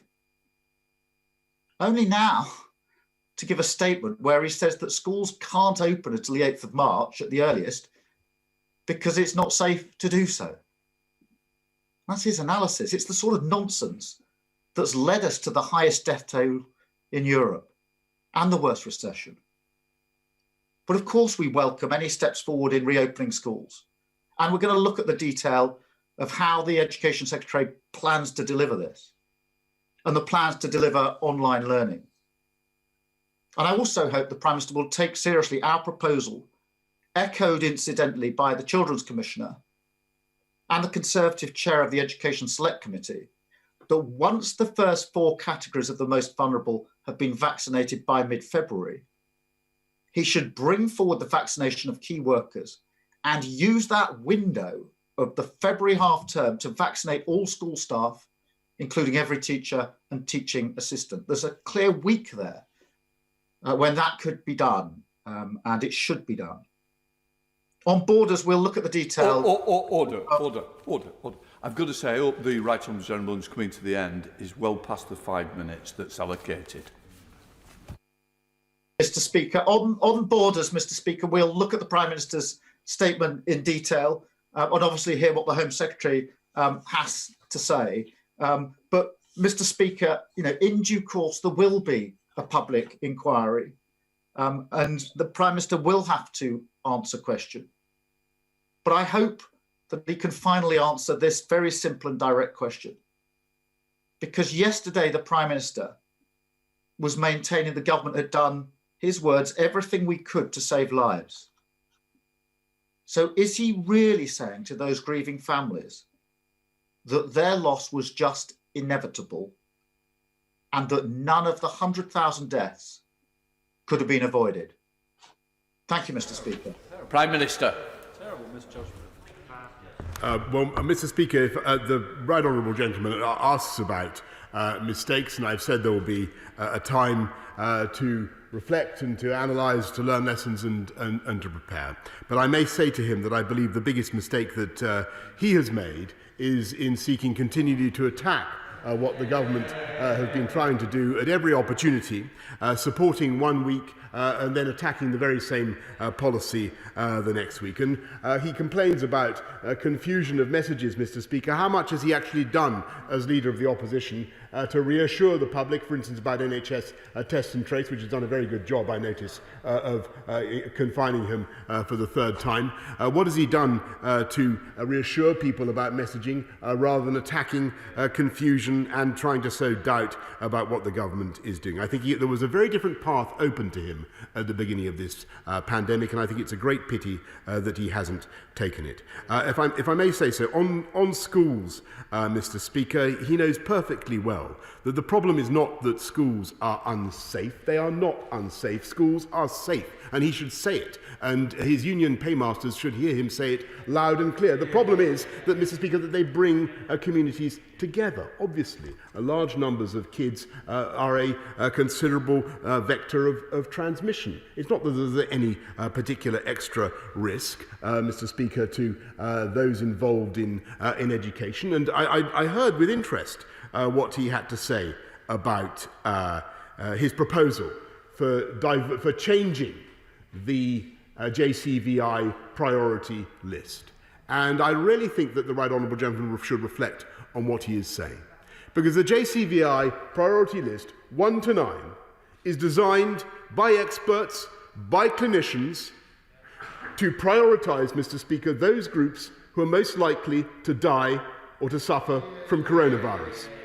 And by trying to change that and saying that he wants now to bring in other groups of public sector workers to be decided by politicians rather than by the JCVI, he has to explain which vaccines he would take from which vulnerable groups, Mr. Speaker, to make sense of his policy, because that is what he is doing. And that is what the Labour proposal would involve. And indeed, by making it more difficult for us to vaccinate all those vulnerable groups in the fastest possible way, Mr. Speaker, that policy, that Labour policy, would actually delay our route out of lockdown, delay our ability to get kids back into school in the way that they want. So I urge him to think again, or at least to explain which members of those vulnerable groups would be deprived of vaccines in order to follow the Labour policy. And all I can say, Mr. Speaker, having listened carefully to what the Honourable Gentleman had to say, is that everybody will have to answer questions at the end of this. And I think all politicians, let me put it this way, all politicians will be asked what they did, what we did, collaboratively, working together for the people of our country to beat this virus. And I'm not sure that upon reflection, the Right Honourable Gentleman's choice was the right one, either for his party or the country.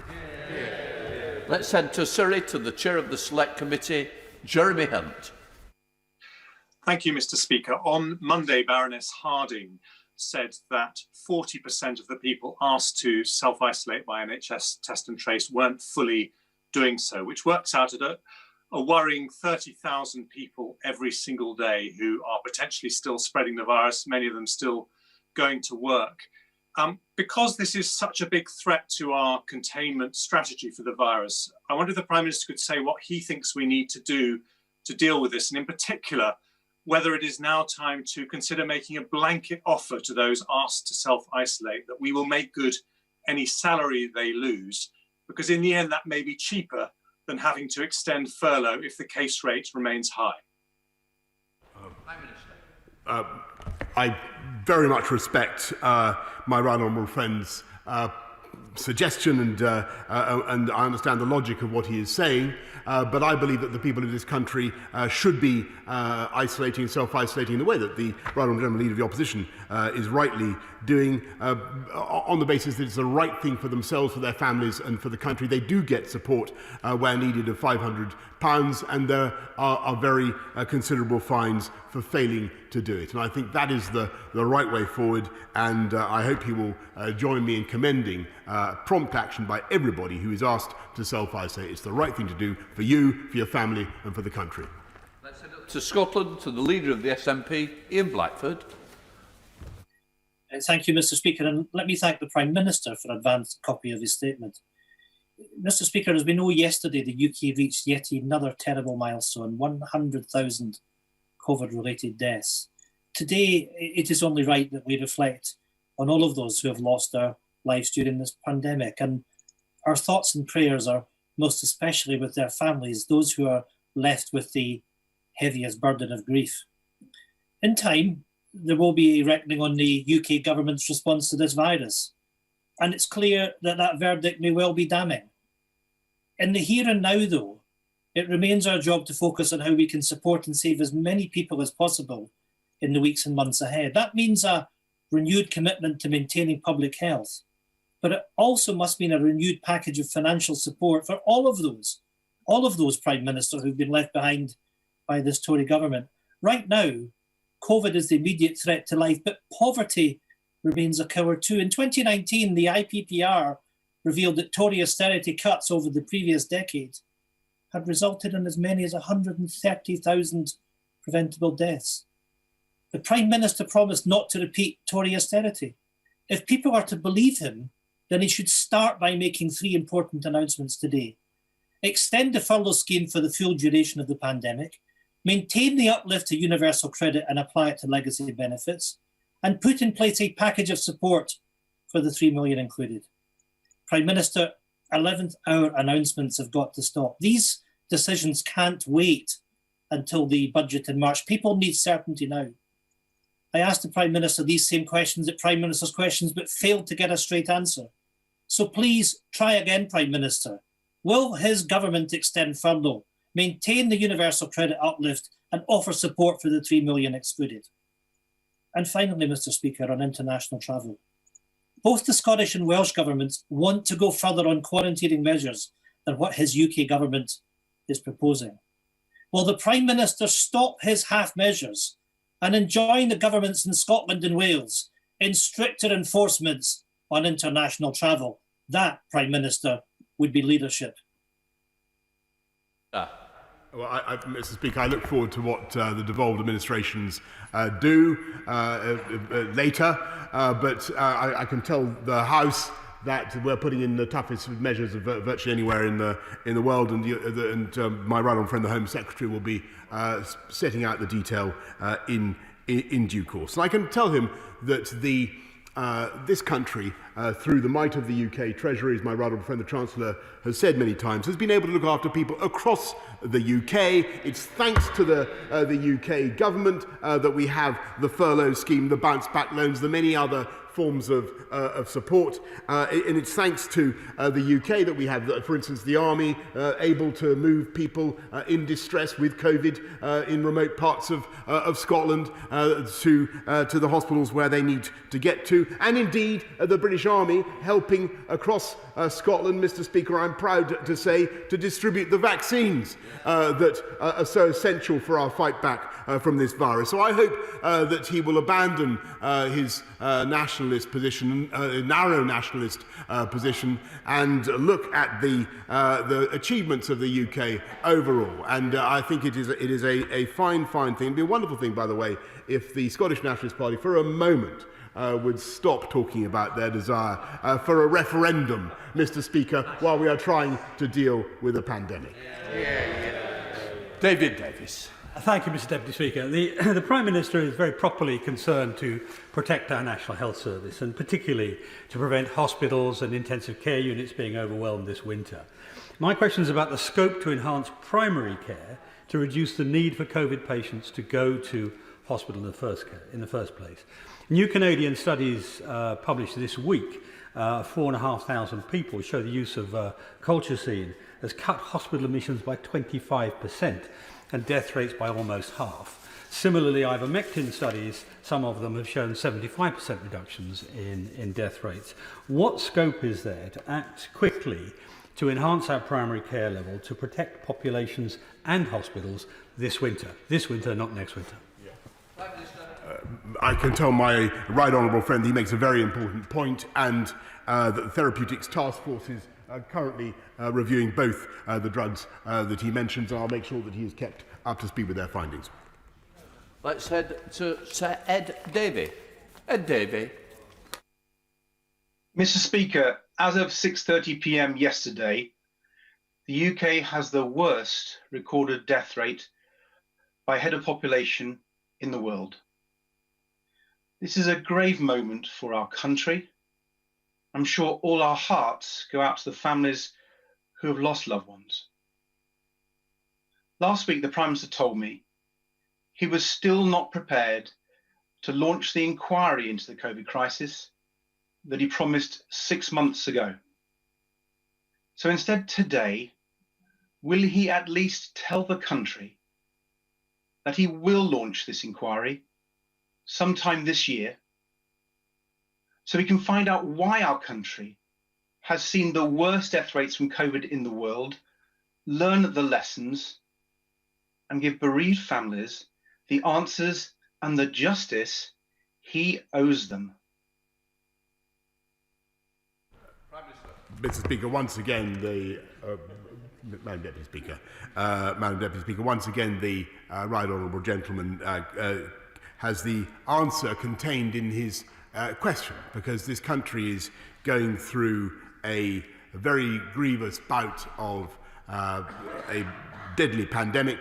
He rightly draws attention to the death toll of 100,000, and as he knows, there are currently 37,000 people in hospital, and the entire British state is working flat out to bring that virus under control and to get us through this pandemic and out the other side. And now is, as I've told him before, not the right time to consecrate the energies and efforts of officialdom. It would be huge to an inquiry, though, as I have said before, I said last night, and I'll reassure him again today, yes, of course, there will be a time to learn lessons, to reflect and to understand and to prepare, Madam Deputy Speaker. Now we go to Richard Drax. Thank you, Madam Deputy Speaker. Can I welcome and thank my right honourable friend for his upbeat statement, which offers much needed hope to a beleaguered nation, rather contrary to Captain Hindsight's contribution.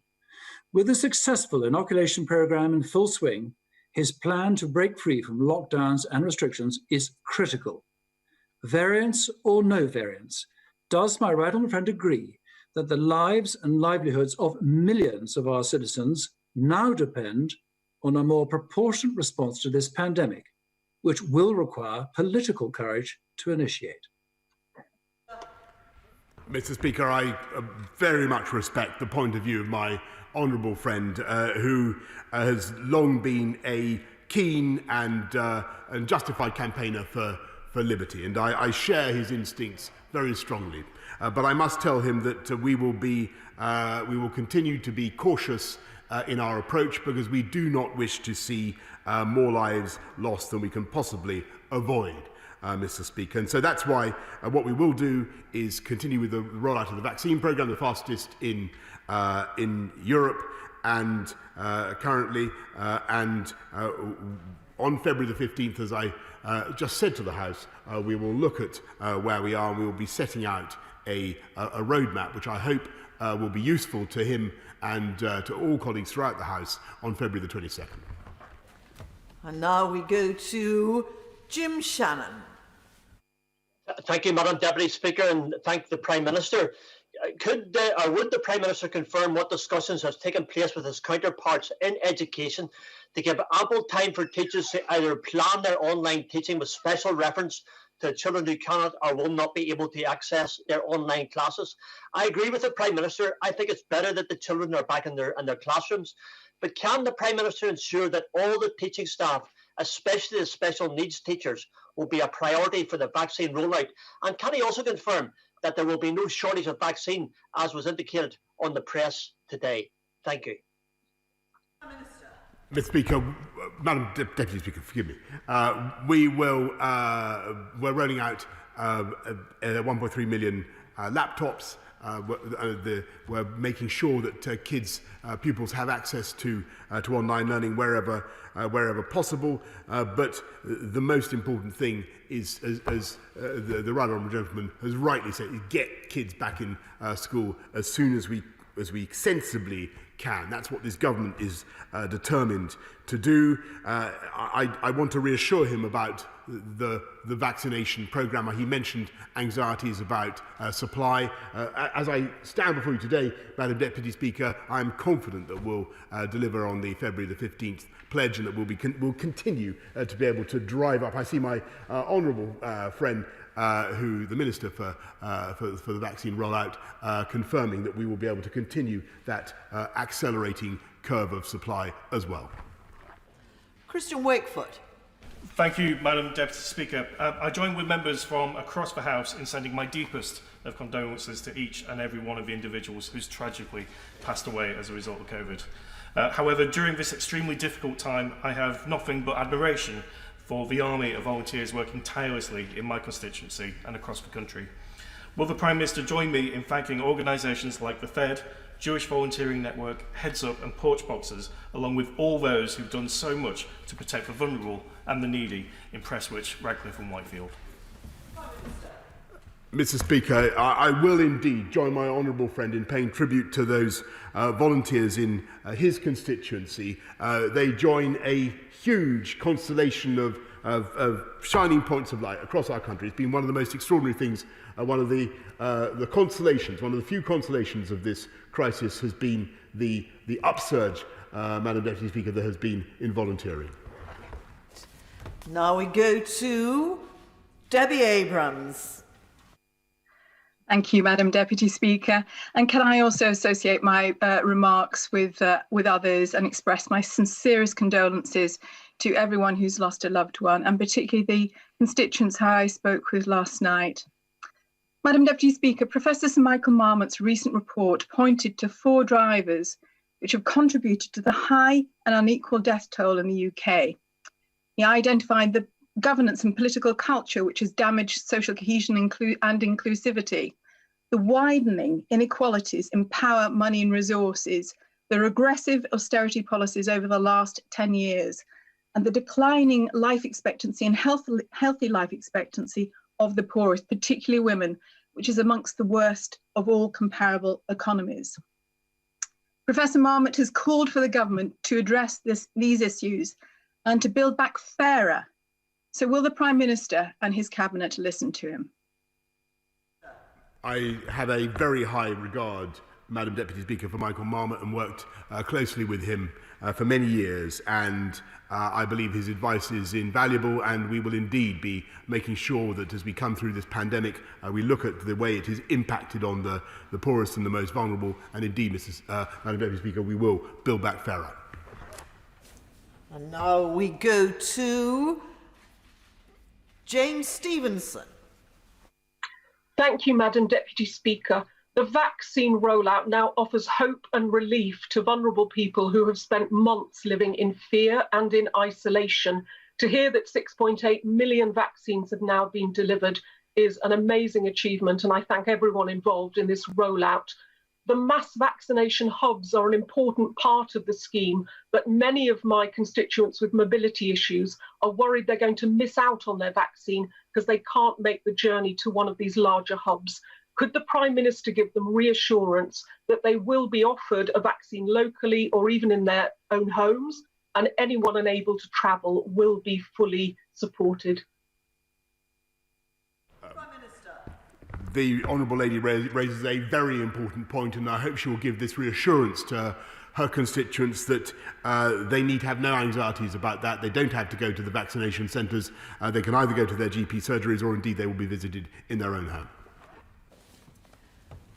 Now we go to Julie Elliott. Thank you, Madam Deputy Speaker, and can I add my condolences to those already expressed to the victims, their families and friends of this awful illness. One of the challenges children and adults working from home, the time now for children extended today by the Prime Minister, in addition to devices and connectivity, is the lack of digital skills. This week, I was made aware of an online scam asking people to put their financial information into a very plausible fake NHS website in order to get the vaccine. What is the Prime Minister doing to tackle this criminal activity, preying on often vulnerable people waiting for the vaccine? And also, what is the Prime Minister doing to ensure that individuals, young and old, have the digital skills they need to protect themselves, learn from home and work from home? The Honourable Lady is absolutely right about the importance of digital skills and of connectivity, and that's why we're massively increasing, for instance, gigabit broadband across the country, superfast broadband, and making sure that people have the technology that they need. She raises a particularly important point about online scams, and these are a problem. And I can tell her that we're working across government to beat these fraudsters, to root them out, led by the Cabinet Office. And if she'd be kind enough to send me details of the case that she mentions, we will feed it into our system immediately. And now we go to Greg Clark. Hi. Do we have the sound working for Mr. Clark? What's going on? Hello, Greg. Apologise to the honourable member that the system, we appear to be hearing the sound engineers. Perhaps we will leave that for a moment. We'll come back to the honourable member for Tunbridge Wells, and meanwhile we'll go to York, hopefully to Rachel Maskell. Thank you, Madam Deputy Speaker. The evidence shows that the government's approach to easing the lockdown before Christmas meant that crowds of people came to York, despite my warnings, spreading the infection in the retail, hospitality and transport sectors because they could travel to a lower tier and were off guard in my community. The result has been devastating. It was completely unsafe and completely avoidable. Will the Prime Minister commit not to return to a tiered system where people can freely move the infection from one place to another? What steps will he take to avoid this catastrophe from happening again? And can I meet with one of his ministers to discuss York's tragic experience over Christmas? Madam Deputy Speaker, as soon as we were informed of the extra transmissibility, 50 to 70% faster of the new variant, we took all the action that we could. And I would just remind the Honourable Lady that the best thing we can do for the people of York now is to make sure that we keep this virus under control and with the measures that we are, the tough measures that we have, and that we all come forward for the vaccine. I would urge her to get her constituents to come forward and take that vaccine. They're going great guns in Yorkshire. I think my memory is in Yorkshire, I think they're taking more vaccine than virtually anywhere else in the country. And I congratulate the people of Yorkshire on what they're doing. But we're now coming into the last furlong of the JCVI 1 to 4, and it would be great to get 100% of the people of Yorkshire in the course of the next few days. Now we go to my esteemed constituency neighbour, Robert Halfon. Thank you, Madam Deputy Speaker. In all the gloom of the tragedy of COVID, will my right honourable friend pay tribute to the staff and volunteers working so hard to scale up the programme of vaccinations in Harlow and delivering the life-saving vaccine to thousands of residents in our new mass vaccination centre? I know he wants schools and colleges to open sooner rather than later, and I really welcome what he has said today about catch up, the extra funding, free school meals, and above all, the education plan for a COVID recovery. Will he ensure the catch-up fund also helps children with mental health problems? And will he work with a coalition of the willing, such as the Children Commissioner and other educationalists, to get all our children back in the classroom? Yes, indeed, Mr. Speaker. I join my right honourable friend in congratulating the volunteers, not just the NHS, the Army and the pharmacies, but the volunteers who are making the vaccine rollout possible. And yes, I can tell my right honourable friend that we are putting extra funding into mental health problems, particularly for children and young people, and the funding that we've announced every year of more than 2 billion extra, 3 billion extra, Mr. Speaker, I think will go to help 345,000 5,000 children as well. Thank you. And now we go to Judith Cummins. Thank you, Madam Deputy Speaker. ONS data shows that key workers and those in manual and public-facing jobs are at the highest risk of dying from coronavirus. Bradford is a key worker city, and tragically, over 1,000 Bradfordians have now died from the virus. When the most vulnerable groups are being vaccinated, will the Prime Minister ensure that priority is then given to frontline workers who have played such a key role in keeping the country going during the pandemic, often with a high risk to their personal safety, including police officers, teachers, shop workers, bus and taxi drivers, and many others who are just unable to work from home? So when will he publish his plan for the next stage of the vaccine rollout?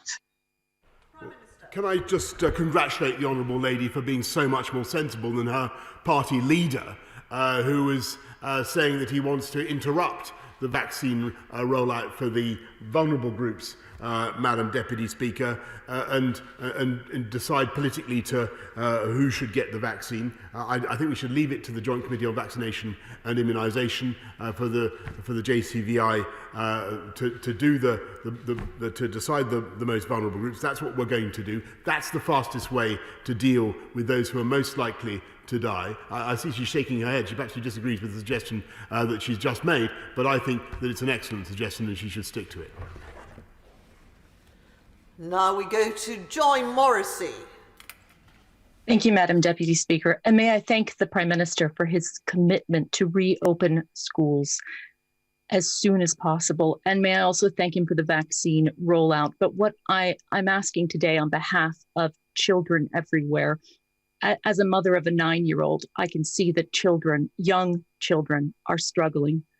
And their cognitive development is determined at this age. We are storing up a lifetime of problems of anxiety, mental health, obesity by having all of our young primary age children at home. And please, may I urge the Prime Minister to have courage in these final months to bring children, particularly primary age children, back to school as quickly as possible. My honourable friend is completely right, and I know that she speaks for millions of mothers and millions of parents across the country who want our kids to be back in school and who are anxious about the gaps in their learning that may be arising as a result of this pandemic. We're going to do everything we can to plug those gaps. She's heard what I've said about catch-up funds, about the investments that we're making in tuition, in one-to-one tutorials, but it will go on not just this year, but next year and throughout this Parliament until we've made up the ground for those kids, because they deserve it. And we will, of course, work as fast as possible to get schools open, but we must do it in a way that is cautious and proportionate. Now we go to Alison Thewlis. Thank you very much, Madam Deputy Speaker. Many people on low incomes and in precarious work still cannot afford to self-isolate on the UK's meagre level of statutory sick pay, and some aren't even entitled to that. So can I ask the Prime Minister, what impact does he feel the UK having one of the lowest rates of statutory sick pay has had in the death rate, and will he increase it now as a matter of urgency to help people do the right thing and stay safe? Madam Deputy Speaker, in addition to statutory sick pay and universal credit, there is of course also the £500 that we make available to those in need of it, and that is the right way forward. I'm afraid she's not right in what she says about the levels of statutory sick pay in this country. They compare favourably with countries around the world. And now we go to Peter Bone. Thank you, Madam Deputy Speaker. The government ordered the COVID vaccine early. They have delivered it efficiently, and we now have 11% of the population vaccinated. Compare that with the European Union, where because of their bureaucracy, inefficiency and petty politics, they ordered the vaccine late, they delivered it inefficiently, and have only vaccinated 2% of their population. Prime Minister, it is not just a great credit to your leadership and your government that we have delivered the vaccination so quickly? But also, is it not one of the great advantages of having left the European Union? Well, Madam Deputy Speaker, what I will say is that we certainly were able to use speed and agility to deliver on the programme that we needed to do. And I think it would have been a great pity, Madam Deputy Speaker, if we'd followed the advice of the leader of the opposition and the Labour Party, who said stay in the EU vaccines programme, who wanted to get rid of big pharmaceutical companies in the crazed Corbynite agenda on which the leader of the opposition stood at the last election, and who attacked the vaccine task force that secured 367 million doses of vaccine. So, Mr. Speaker, I do think that we've been able to do things differently and better, but in some ways, but it is early days, and it is very, very important to remember that this is an international venture, these vaccines. We depend on our friends and partners, and we will continue, Mr. Speaker, to work with those friends and partners in the EU and beyond. Thank you. I didn't want to interrupt the honourable member for Wellingborough while he was in full virtual rhetorical flow, but he knows that he mustn't address the Prime Minister as you, and he mustn't say, "What are you doing, Prime Minister?" He must address the chair, and he's setting a bad example as a senior member of this House, as are many senior members of this House, to new members who have yet to learn the proper mode of address. We must be careful during this time of virtual proceedings not to let standards fall. We now go to Andrew Gwynn. Thank you. I support the vaccination programme. My clinical commissioning groups have been amongst the best in England at rolling out the COVID vaccine, a real success story for the communities I represent, who've been placed under restrictions since the 29th of July.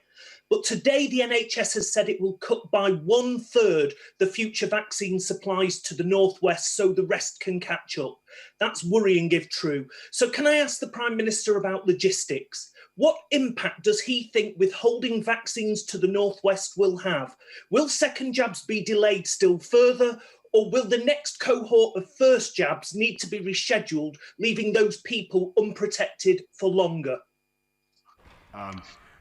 Mr. Speaker, I can confirm to the honourable gentleman that I will make sure that his constituents get exactly what they need for the rollout to the 1 to 4 groups. I'm assured by my honourable friend, the Minister for Vaccines, there is no such delay, and I'm delighted that he now supports the vaccination. Perhaps he could repudiate the policy on which he stood to destroy the pharmaceutical companies that have made them possible, and perhaps he could dissociate himself from previous Labour attacks on the vaccine task force that secured the doses on which he now relies.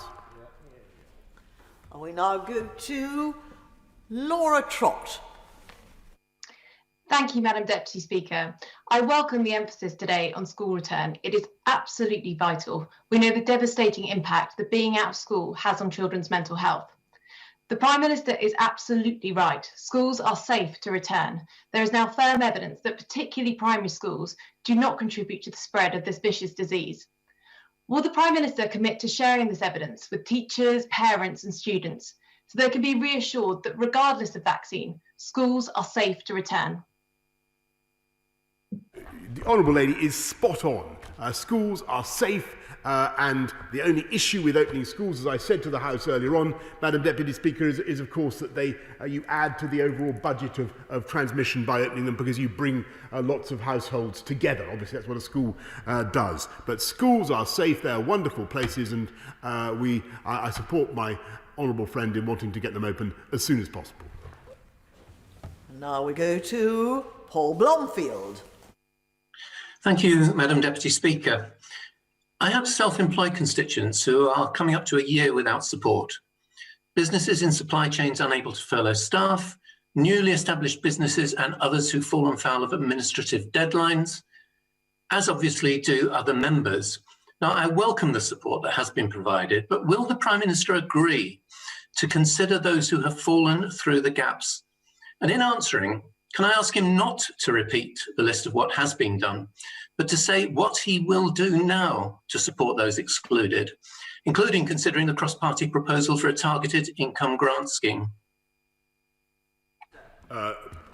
Madam Deputy Speaker, he makes an excellent point, one that's been made many times across this House, and we will of course do everything we can to assist those who are hard to identify and who don't, for HMRC purposes, are not easy to, whose incomes and whose entitlements are not easy, therefore, to calculate. The group is in fact far smaller than you sometimes hear in this House, Madam Deputy Speaker, and the cases can be very complex, but we remain committed to doing everything we can to help people throughout the pandemic. And now we go to Sir David Amess. I join with my right honourable friend in celebrating the success of our vaccination programme, which is working well in Southend. I also welcome my right honourable friend's remarks about education. However, would he join me in reminding people that if they accept an invitation to be vaccinated, they should keep that appointment, and we should all help elderly people to do that. Otherwise, vaccinators will have to make the very difficult decision at short notice what to do with those spare vaccines. Absolutely. My right honourable friend makes a very important point.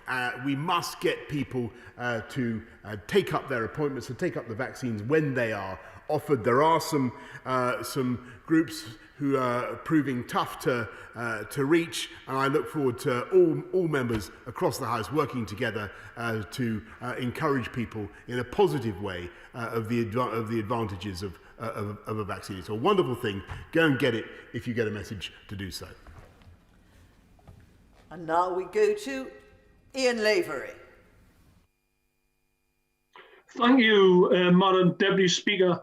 Health life expectancy for men at birth in the first ward of my constituency of Wansbeck is 52 years of age, whilst in Aikenham, in the Prime Minister's constituency, it's 71 years of age, and that trend looks to get only wider. Can the Prime Minister explain to the people of my constituency why his government is so eager to avoid a vaccine postcode lottery by diverting our supply from the northeast southwards to more prosperous regions in the country, simply because the NHS in our area have done an absolutely fantastic job, whilst at the same time the government has done nothing to tackle the postcode lottery of healthy life expectancy. That varies so widely across this country. And can I urge the Prime Minister to consider whether the same actions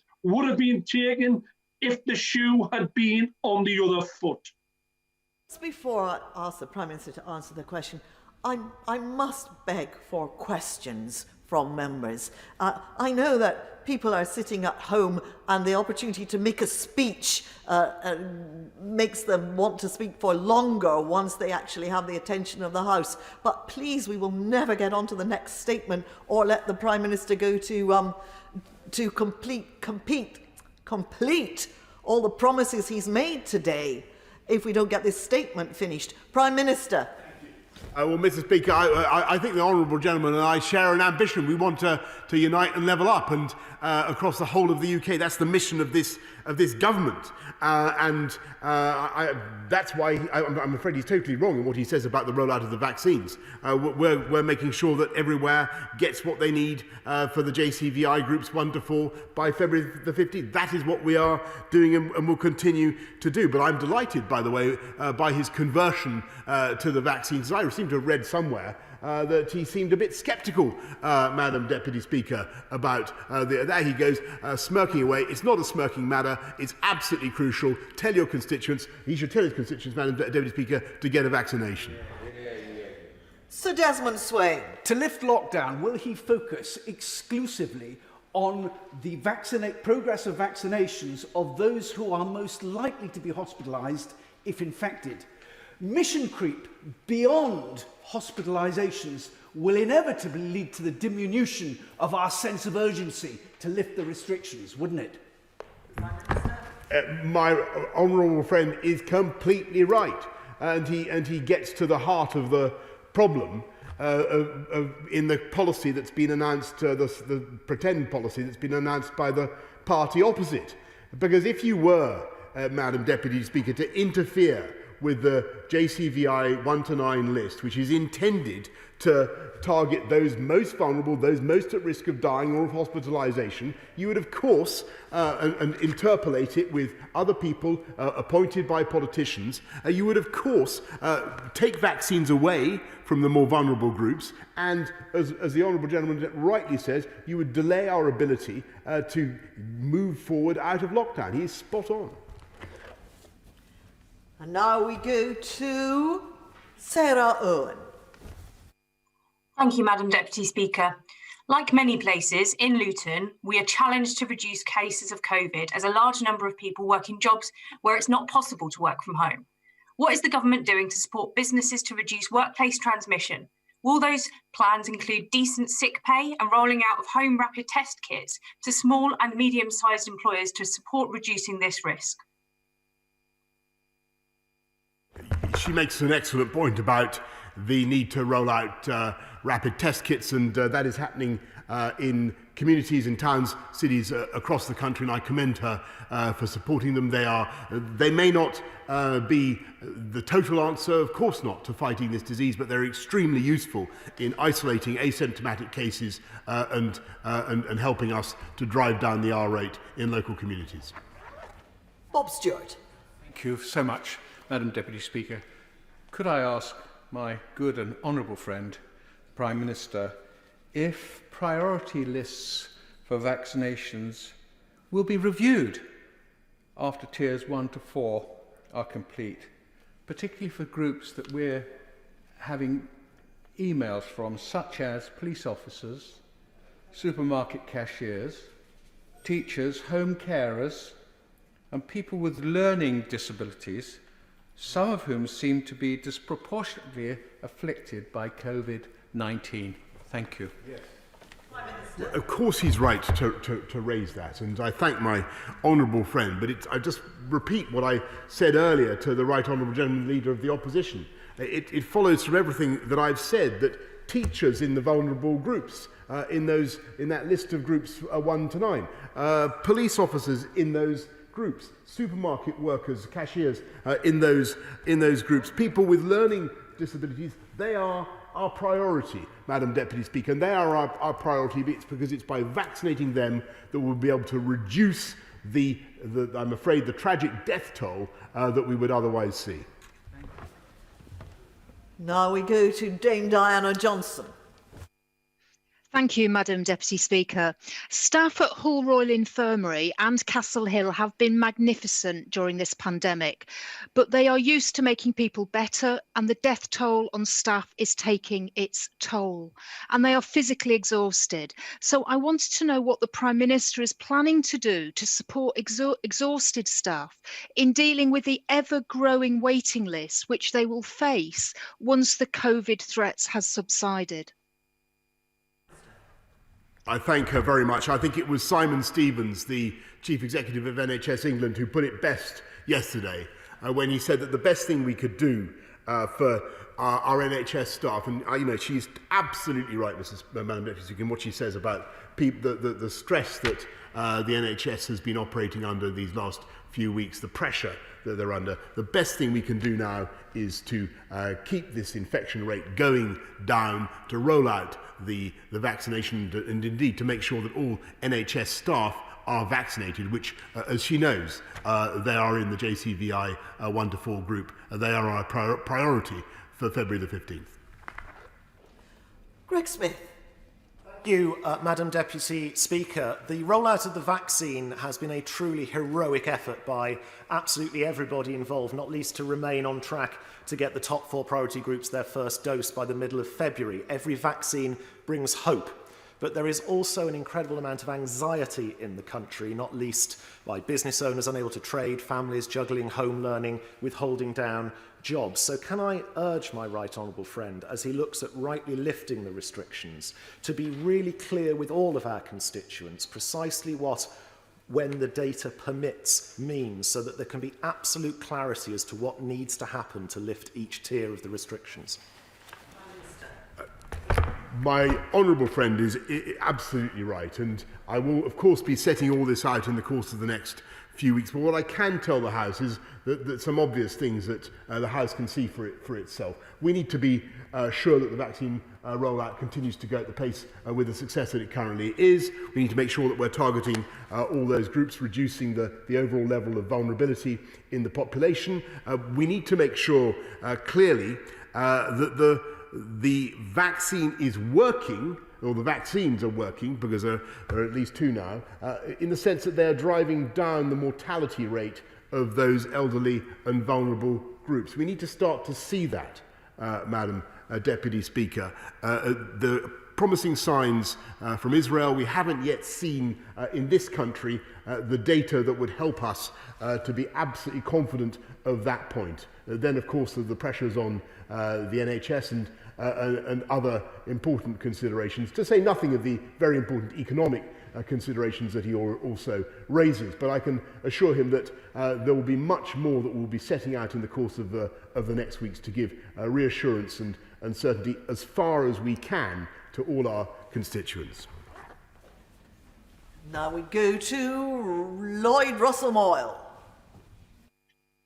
Thank you, Madam Deputy Speaker. When Australia had a second wave, they held an inquiry. It showed the failures of the private contractors in the system of quarantine that they were running. They learnt from it. The minister resigned, and they are better, and now they are almost COVID-free. The Prime Minister is so right in saying that, of course, every government will make mistakes.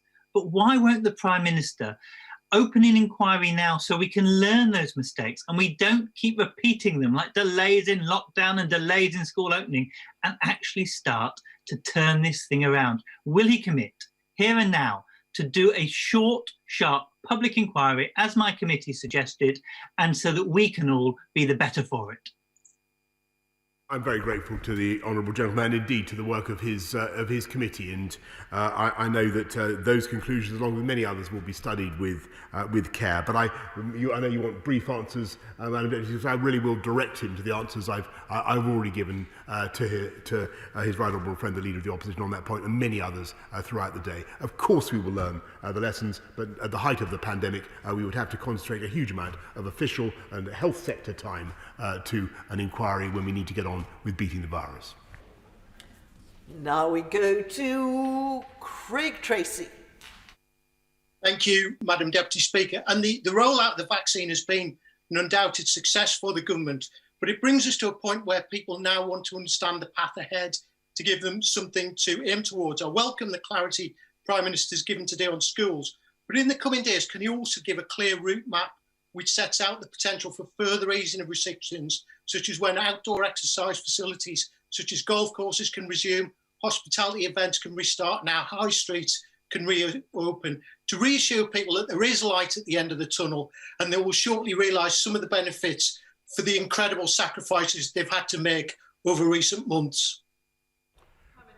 My honourable friend is entirely right in what he asks for, and I will be supplying, I hope, exactly that. He will recall last year how we set out, Madam Deputy Speaker, a series of dates by which at the earliest we hoped to do certain things. He will recall July the 4th, I think, for opening hospitality and so on and so forth. I hope that in the course of the next few weeks we will be able to populate the diary ahead with some more milestones, some more assumptions about what we may be able to do that I hope will give reassurance to him, to businesses in his constituency, and to all of us. And now we go to Marion Fellows.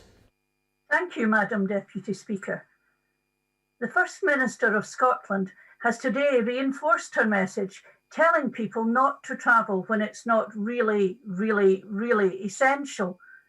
And with new border restrictions, it's likely we'll see a reduction in the amount of travel into the UK, which will harm aviation and travel firms. Is sector-specific support coming in light of these new policies, Prime Minister? Well, Madam Deputy, of course we've supported the aviation sector through the time to pay scheme and others, and we've just been introducing particular support for airfields, runways that are not in as much use as they could be. But the best way, as she knows, to get that sector and all others bouncing back is to continue on the path that we're on, drive the virus down, vaccinate the population and open up sensibly. And now we go to Ian Meggs. Very grateful, Madam Deputy Speaker. Madam Deputy Speaker, I should declare an interest as I am a chair of the school governors and trustee of a joint schools board. In my youth, I was a scout and our motto was be prepared. And Madam Deputy Speaker, I'd like to congratulate school leaders and their staff for keeping schools open for vulnerable children and children of key workers where possible during the lockdown. So could the Prime Minister get his right honourable friend, the Secretary of State for Education, to share his plan, because he tells us he has a plan for the full reopening of schools with school leaders as soon as possible so that they can be prepared to put into place the necessary measures to reopen schools fully and in such a way that plans have the confidence of parents, children and the school staff that their schools will be ready and truly safe for everyone. I join the honourable gentleman very much in congratulating schools on what they've done to make their schools COVID secure, the incredible amount of work they're doing to educate. I think 14% of kids are in school now, Madam Deputy Speaker, to say nothing of all the home learning that is going on thanks to the efforts of teachers as well. So thank you to our schools, and I've set out a little bit today. I think you'd agree, Madam Deputy Speaker, about what we plan to do to get schools back, the extra support that we're giving, the timetable, but of course my right honourable friend, the Secretary of State for Education, as the gentleman suggests, will be saying more in due course. And now we go to Rob Butler. Thank you very much indeed, Madam Deputy Speaker. The pubs, the restaurants, the hairdressers, the gyms and the many excellent shops of Aylesbury are desperate to reopen. Can my right honourable friend reassure them that the measures he has announced today, combined with the vaccination rollout, will speed up when that will happen and that there is a route out of lockdown for us all? Madam Deputy Speaker, I don't think I could agree more vehemently with my honourable friend if I tried. I don't think I have nothing to add to his excellent question. Yes, of course, that is the way ahead. And now we go to Dame Angela Eagle. Thank you very much, Madam Deputy Speaker. Is the Prime Minister proud that he spent £500 million of public money on the Eat Out to Help Out scheme, which it is now estimated increased the spread of the virus by up to 17%? I wonder, Madam Deputy Speaker, whether the Right Honourable Lady is proud of attacking the Vaccine Task Force for spending £675,000 on whether vaccines would reach the most vulnerable people in our society. And now we go to Dr. Jamie Wallace. Thank you, Madam Deputy Speaker. Will the Prime Minister join me in thanking the British military personnel who have performed an incredible service in helping to roll out the vaccine at pace across every part of the UK, including the 92 personnel helping in Wales? And does he agree that their service shows how the UK is stronger when all four of our nations work together in the fight against this pandemic? Madam Deputy Speaker, it's been one of the, as I say, one of the few consolations of this pandemic to see the way the country has come together to fight it, and in particular to see the way great national institutions, great UK institutions such as the Army, British Army, have been absolutely indispensable in Wales, in Scotland, around the whole of the UK in fighting this pandemic. And I know that it's appreciated across the whole of the UK. Now we go to Jeff Smith. Thank you, Madam Deputy Speaker. In Greater Manchester, there are 20,000 pupils out of schools and with no decent access to online learning. Can the Prime Minister assure me that the £300 million that he's just announced in catch-up and tutoring money will be targeted at areas like Greater Manchester, where pupils have suffered disproportionately because of deprivation and because of high rates of infections that cause multiple periods of isolation, keeping them off school? Yes, indeed, Madam Deputy Speaker, he's right to raise the problem of differential learning. Some kids, unquestionably, in some parts of the country, some families have suffered more of a break in their education than others. There's absolutely no doubt about it, and that's why we're going to focus so much on the catch-up funds that I've identified. Of course, Greater Manchester will be targeted for all the measures that we've outlined this morning, and more to come. And now we go to Dean Russell. Thank you, Madam Deputy Speaker. Across Watford, we've got incredible teachers, and I would like to ask the right honourable gentleman, the Prime Minister, if he would agree with me to thank them for the incredible work they've been doing keeping schools open for key workers' children, and also confirm his priority to make sure that schools can reopen as soon as it is safe to do so, in line with our advice from our scientific and medical advisors. Thank you. Well, my honourable friend and I have visited wonderful schools in his constituency together. We know the fantastic job that they're doing, and I know from talking to those teachers and those pupils how much they will be looking forward now to getting back into to school. I can tell my honourable friend we will do everything we can to speed it up, but we must be cautious. We must make sure that we do it in tandem, pari passu, with the rollout of the vaccine. And now we go to Barbara Keeley. Thank you, Madam Deputy Speaker. The Prime Minister has talked about the important support from the British Army in the vaccination rollout. And Salford's programme has been supported by troops from the Royal Lancers.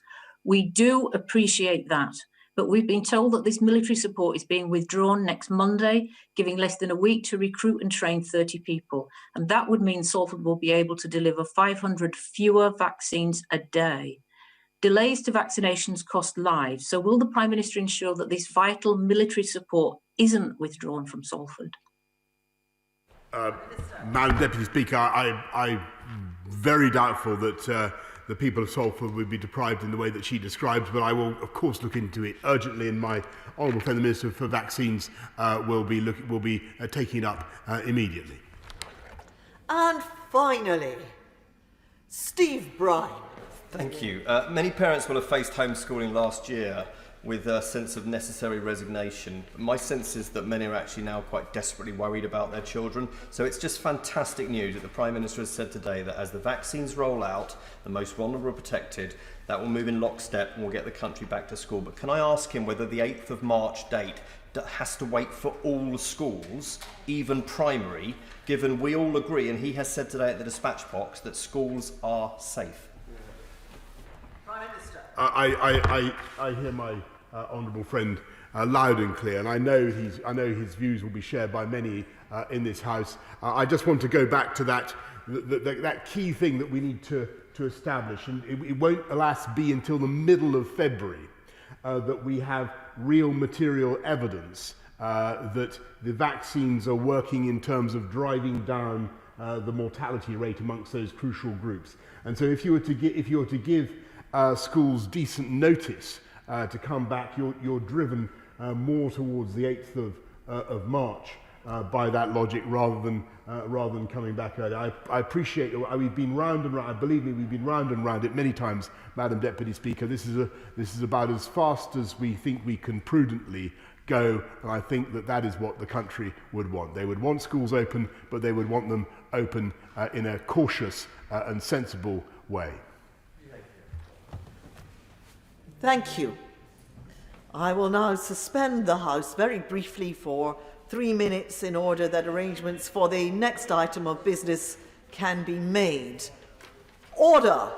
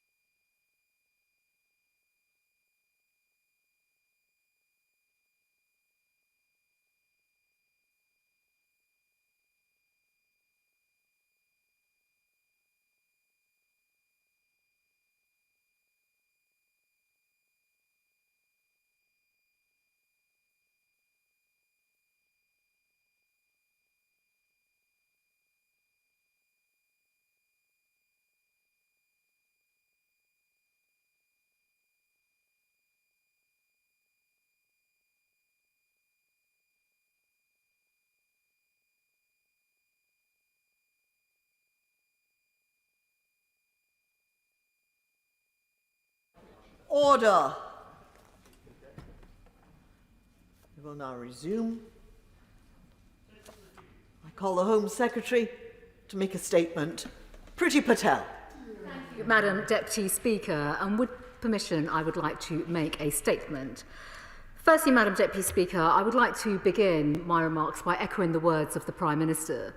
The scale of the suffering this virus has inflicted is truly heartbreaking, and my thoughts are with those who have tragically lost loved ones. Yesterday, Madam Deputy Speaker, when I addressed the House, I said the government's focus is on protecting the UK's world-leading